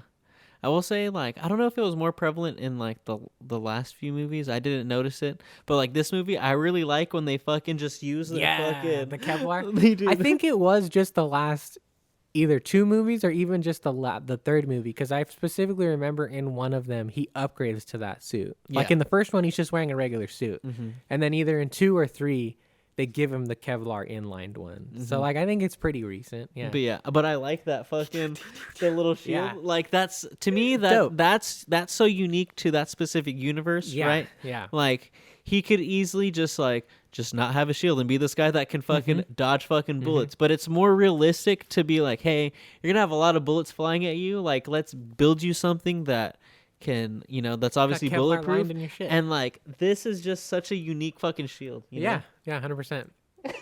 Just like, I'm hiding now. You cannot get me. I'm not here. But I like that everyone had it. Like, I like even that the people that he was fighting, like the people from like the Marquis, that the Marquis like hired. Like, I like that they were fighting with those. Yeah. But yeah, I think some of the action that kind of took me out of it a little bit was when people just kept getting hit by cars. Like when John Wick got hit by like 6 cars, I'm like, all right, at a certain point, like a human's not going to be able to just keep walking and keep fighting. I get like John Wick has will, determination, but okay. No, that's a gripe for me in this movie too, because I think can't get hit by 6 SUVs and still be walking, No, in general, I think John Wick pulls off some pretty superhuman feats across this franchise. But if I'm not mistaken, it's never him like just surviving ridiculous shit and not being injured. Like he's gotten hit by some fucked up shit in the first 3 movies, right? But he's hurt. Like he has to contend with that. Like in this one, he's just like invulnerable. Like anything that happens to him until he gets shot in the gut at the end by Kane, he just kind of shakes it off. He gets back up and he's full. That I thought was a little bit too much as well. Like I'll surrender to whatever rules the movie wants to set up for me, always. But I think that breaks its own John Wick rules that it's established in the movies previous. Like, he's just invulnerable in this one. Like, nothing fucking hurts him, dude. It's ridiculous. Yeah, but Donnie Yen, fucking awesome. Oh, yeah, in this badass, movie. dude. Kane was fucking sick. Crazy good, man. I thought like a really good twist on a definitely like a really good new character. Gave me some Daredevil vibes. Yeah. Obviously, I mean he's blind, but that shit was so sick, man. He has his cane, obviously, a play on his name, Daredevil but then vibes, it turns into his sword. Yep. That shit was so awesome. That shit was fucking sick. Yeah, Donnie Yen is really good. Yeah, I also like Clancy Brown a lot as like the announcer dude or whatever at the end. Yeah. It's kind of like the overall, like seems like the big boss of the high table shit or whatever. I thought he was really good. Yeah, and that last fight was pretty interesting, man. Like the the duel at the end, I really liked that. Yeah. Again, I think this could have held a little bit more weight. Obviously, we see Kane and John fight their way up the stairs right beforehand, which obviously, these guys have a respect for each other. We've learned that throughout the movie. But I think the ending scene definitely could have held a little bit more weight because of what they were paying off. Obviously, at this point, John has realized that his actions have hurt the people around him, Kane being one of them. Obviously, Sharon dies in this movie, Lance Reddick's character. Freaking Winston loses the hotel. The hotel gets blown up. All of his friends that he has have perished because of the decisions that he's made, and he realizes at the end, which is why he makes the decision to let Kane shoot him and kill him. Again, I think this situation could hold a little bit more weight if we're able to explore that relationship a little bit more and dive a little bit deeper into the redemption that John is feeling and the redemption that John has to take. Again, not that it doesn't hold the weight in this movie, but again, I think this movie suffers from the long action sequences and being focused a lot on the long action sequences. But this death could hold a lot more weight if we explore that a little bit more, like, yes, we've been on this journey with John Wick for 4 movies, and it's sad to see him go, but because of what has happened all throughout these 4 movies and all these hits and all these gunshots and all these things that John has taken, it's almost hard to believe that he's died at the end of the movie. Yeah.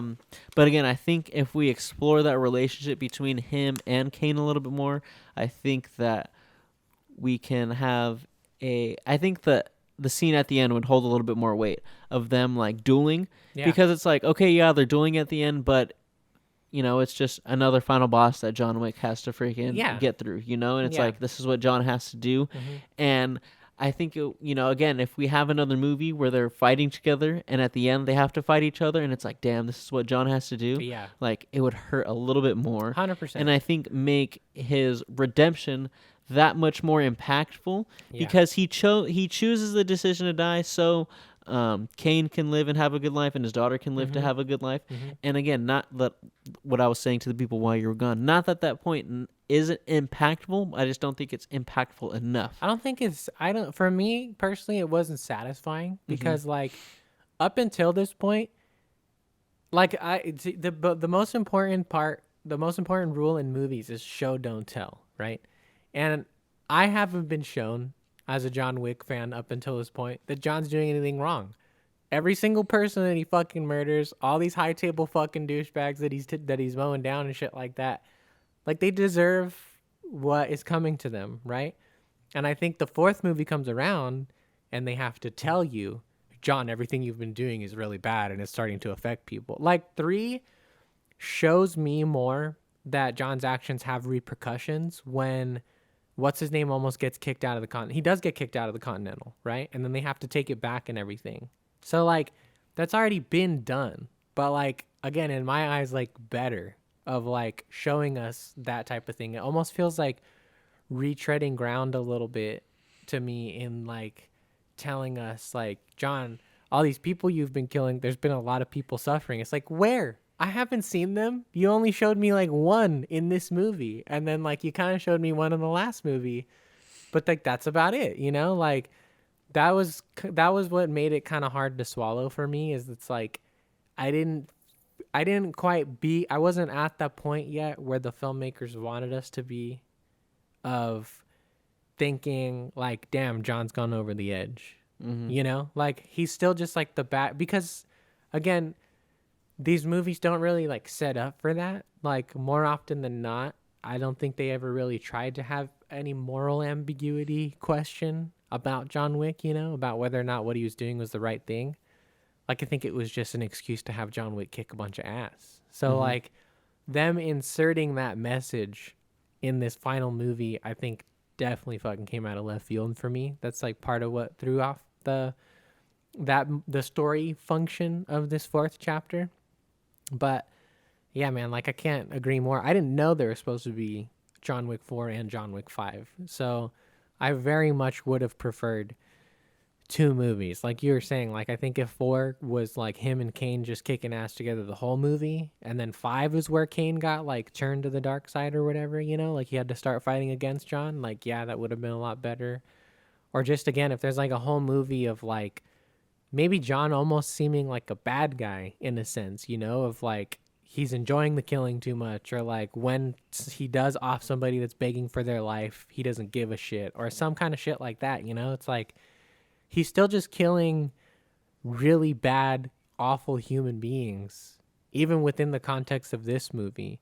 And the quote unquote like good people aren't really shown to be suffering for that too much. Again, of course, aside from like the one dude or whatever, Pilter or whatever his shit is. Yeah, well, I think in this movie also you have like Sharon, who dies. That's true. Yeah. And that's because like, he's trying to defend John, blah, blah, blah, and stuff like that. Yeah. And then you have Winston, who he doesn't die, but the hotel gets fucking blown up and shit like that. So he doesn't have a place to stay or anything like that anymore. Yeah. Again, we have the other Continental manager, who I think if we have another movie to explore, that also holds a little bit more weight. Because again, we've had 3 movies with Winston, so when he loses the Continental, it's like, fuck, it's man, sad. It's sad. And then again with Kane, if we have a little bit more time to explore with Kane and their relationship, obviously it's very deep and it goes back quite a while. Then I think those moments hold a little bit more weight. Yeah, For sure. yeah, but they're just not quite as satisfying, at least to me. Like maybe it's enough for most of the John Wick fans out there and whatnot. But like I said, I think that the first three movies from 1 to 2 to 3 get better and better at balancing the action and the character moments. I think this one just throws the character out the window for the sake of the action. Which I don't think it's like throwing it out the window. I just think it's overshadowed by how much action is actually in the movie. Yeah. You know? Like it's there.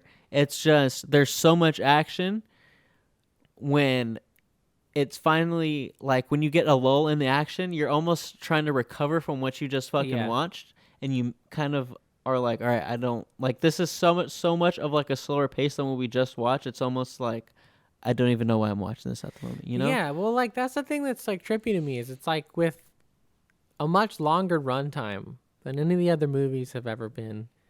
How do you somehow like do less for your characters? You know, like yeah, you're doing more action wise. I get that, and at the end of the day, John Wick is an action franchise. Like there's not really like a whole lot of story here to begin with. I understand that. But there was just like a lot of really cool world building and side characters that started to come into play that seemed like they were going to be a big part. Like I think you were saying like Lawrence Fishburne's just like not in this movie. Like, has like a really epic setup of like thinking he wants revenge as well and deserves revenge as well. And he's just not in the movie at all. He's in the beginning for like 2 minutes. And he like hypes him up and he does like a fucking, are you ready to rumble type of fucking shit for John Wick. And then he just shows up at the end to give him a new suit. And that's like about it. He's just not in the movie after that. Yeah. No Halle Berry, right? I don't think she died at the end of the movie. Nope. Would have been cool to see her come back. Like she obviously seems very heavily entwined with John, right? Well, I think also because in the third movie she fulfills the marker, quote unquote, even though she didn't have to, so she doesn't necessarily need to show up. But again, like okay, idea, you'd have to sacrifice your Donnie Yen, which, to be quite honest, I don't think this movie would have suffered if Donnie Yen was not in the movie. I think having Donnie Yen in the movie is an added cherry on top of the already really good John Wick cake, right? Like, with the story they set up, obviously he's integral in it. But all I'm saying is that, like, John Wick is the franchise, doesn't need Donnie Yen in it. Like, Keanu's already doing enough, right? This shit would have been 10 times better, the story they were trying to telling, if Donnie Yen's character was replaced by Halle Berry. Because you know that she's got the child on the line, right? You could do the exact same thing. You know that her kids are at stake or whatever. We've already seen them build a relationship of begrudgingly working together. We know they have the same history that Donnie Yen and them does. So when it gets to that final scene of them like having to shoot each other out, you don't want either of them to die. Like you don't really know where to fall, right? Versus like the duel sequence in this one, to be perfectly honest, I was so fucking tired by the end that like I didn't even care what happened. Like I was like, all right, one of you fuckers is gonna die. I don't really know which way it's gonna go, but one of you is probably gonna die right now. And then when it shakes out the way that it does, it's perfectly fine, right? But like I feel like that emotional weight that we're asking for that we would have wanted would have been way better if that was just Halle Berry's character instead. Or again, they had taken time to do 4 with Kane and John, and then 5 you have him turn and have to go against him and stuff like that, because like that's what it's really missing. Is it's like they kind of just tell you about Kane's history with John, they don't really show it to you. And maybe that's something that could be remedied in a future movie. Like obviously there is the end credit scene of the daughter of the Japanese Continental is pissed off because Kane killed her dad. And so she's coming after him. So maybe they make a Kane movie and you have flashback sequences of like young Keanu and young Donnie Yen like kicking ass together and stuff. So you get some of that history, and then like maybe, you know, post-op, it'll make John Wick 4 feel a little bit like better. But as it stands right now, like again, as cool as the action sequences are with him, story wise, and just for the sake of the John Wick franchise, I don't think you really need Donnie Yen there. Like, he seems like just another big action star name that you're gonna attach to this final big hurrah, so that it is this action epic of like fucking Donnie Yen versus Keanu Reeves. You know, like I think it's that, but I think it's also because like they are essentially like fighting like for the same thing, right? Like Donnie Yen is fighting so that like his daughter and everything can live. Like John is essentially is fighting because everything that he had got taken away in essence because of like the high table. So they're almost fighting for the same thing but just in different ways, you know what I'm saying? So you kind of need that character that in the end, like they kind of say it at the end, right, which is kind of like their character arcs, like when John says when one clings to death they live, and then when one clings to life they die. And that's sort of like what John is doing, right? John is clinging to the idea that I can just murder all these people and then everything would be good, and that's kind of what's keeping him alive, is because he's turned back into John Wick, this murder killing machine. And Kane is following this under the idea like I need to do this to keep my daughter alive, and that's how we fucking like stay alive and shit like that. You know what I'm saying? See that? And like he's like blind because he's like blindly following the high table, you know, stuff like that. So it's like that philosophy, and then you need Kane for like biblical references. Yeah, and I get Kane it, kills yeah. Abel. So yeah, of course. But see, that philosophy seems almost backwards to me, because like if that is the case, John is clearly the one clinging to death, but then he still dies. Versus Kane is the one clinging to life, the life of his daughter, but then he still lives. So like that line that they set up doesn't even really come to fruition. It's just kind of like a fun line to throw out there.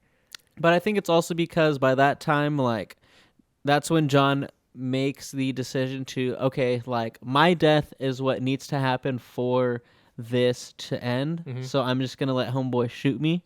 And I think Homeboy is also like, okay, I need to kill John because this is what's about to happen. This is what needs to happen. Like, as much as I don't want to kill John and stuff like that, like this is what I need to do. They both don't want to kill each other because of the relationship they have. But they both have to make that decision at the end. John being like, okay, I have to die. So that he can live his life with his daughter and he can be okay. And him being like, okay, I need to kill John because I want to live my life with my daughter. Blah, blah, blah, stuff like that. Yeah, because honestly, that maybe this is just like things getting all jumbled in the context of like the weird high table like duel rules that they end up setting up in this movie. It gets a little complicated if you ask me, but John actually doesn't need to die for everything to be cool in terms of how the setup is everything is, right? Like, because he's fighting Kane because the Marquis a punk bitch and he won't fucking duel the duel himself. Yeah, John needs to die. But actually, if John kills the Marquis, who he would have to kill Kane, so obviously it doesn't work. But again, in terms of the context of these rules, right? When John kills the Marquis, all of his debt, all of his bullshit, any transgressions he's done is completely wiped away. He's cool in the eyes of the high table. And also, because he killed, like, what's-his-face or whatever, his shit's fine as well or whatever. But, like, John doesn't actually need to die for all the bloodshed to stop. Like, if John kills the Marquis, the high table's like, yeah, you're good. We're chilling. We're not after you anymore. It's all good. So, like, again, too, it's like, I don't know. The movie just got, like, weirdly, like, just jumbled for me. That's all. I think the story stuff, like, got a little bit lost with the action. Yeah, 100%. Like, again, I really liked all the action that I was seeing. I can't deny that it was super fucking cool to look at and really fun to watch. But in terms of, like, substance, as far as like a movie goes, like I don't think it was as strong as 3 for sure. I think Parabellum is for sure still my favorite movie of the John Wick franchise. Fire. Yeah. Stupid fire. Yeah, that one's the peak for me. But yeah, it was still cool. I probably give it like, I almost have like 2 different ratings for it. I'll give it like a 6.5 out of like a regular movie score that I would give it. But like as far as a John Wick movie goes, like an action movie, it's probably more like a 7.5 or an 8. I give it like an 8.5. I really like this one. Again, I think just a lot of as much as I did think the slow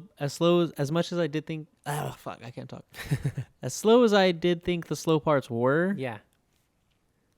I think everything else just like worked for me. Like it was a really good John Wick movie. And again, I think I need to go back and watch it again. Yeah. And really be in the mindset of like, okay, I need to strap in for this full 2 hours. And because I didn't know how long the 2 hours and 50 minutes was going to feel. You know what I'm saying? Feels like, very long. It feels very long. It almost feels longer than some 3-hour movies because of how exhausting that action is. And I think just because of that, I was almost getting lost in some of the dialogue where I was just like, I don't know what the fuck's going on. So I definitely need to sit back and watch this again. And I also want to sit down and I think just watch all of them so I get the full story and get the understanding of what John Wick 4 was also doing too. That was the other thing too, like super small gripe, doesn't matter that much or anything. But though, while this one still does pick up like pretty quickly after where 3 left off, 1, 2, and 3 you can watch all in a row and there's like no break. Like it's all like back to back to back. This one kind of breaks that rule a little bit. I think this one jumps a little bit ahead. Hell yeah. But yeah, guys, John Wick, it's out in theaters now. Go check that shit out. Yeah, go check it out. Go support your local fucking theater. Go to your local theater. Go check that shit out. The movie's going to make a ton of money. Don't worry about that. But just go watch something at the movies. Exactly. So that movie theater can make some money.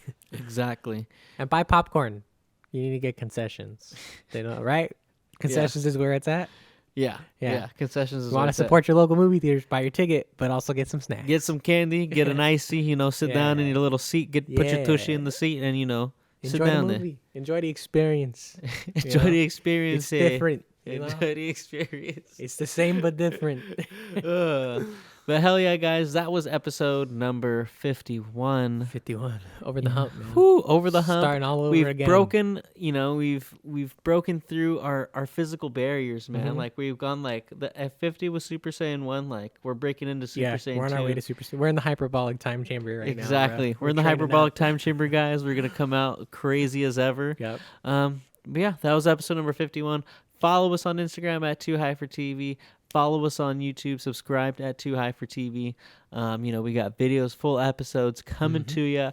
I finally have gotten down to upload the full video. Oh, hell yeah. So you guys can just sit down, watch the full episode on there. Nice. Break it up into a couple times if you want, whatever you want to do. Leave us a comment on what you want to see us review, what you want to see us do in the future. Obviously, our schedules are going to be opening up more, so we're going to have a lot more time to do a lot more stuff that we've been wanting to do. 100%. But just because of life stuff, we haven't been able to, but we're going to get to that. We'll get there. We're going to get to that. Early on in 2023. Exactly. We've got plenty of year ahead of us. Exactly. Yep. But yeah, guys, join us next week. Maybe. We're not too sure yet. Yeah. My boy here might be taking a well-needed vacation. Yeah, to might be hitting Disney. some Disneyland. We'll see. Hell yeah. Might not. If he doesn't, then we'll be back next week. If he does, then we won't be back next week, but we'll be back the week after that, and we'll have a great episode for you. Maybe maybe a special episode. Yeah. We'll talk about I'd be down. Yeah, maybe a special episode. But yeah, guys, that's been episode 51, and this is us.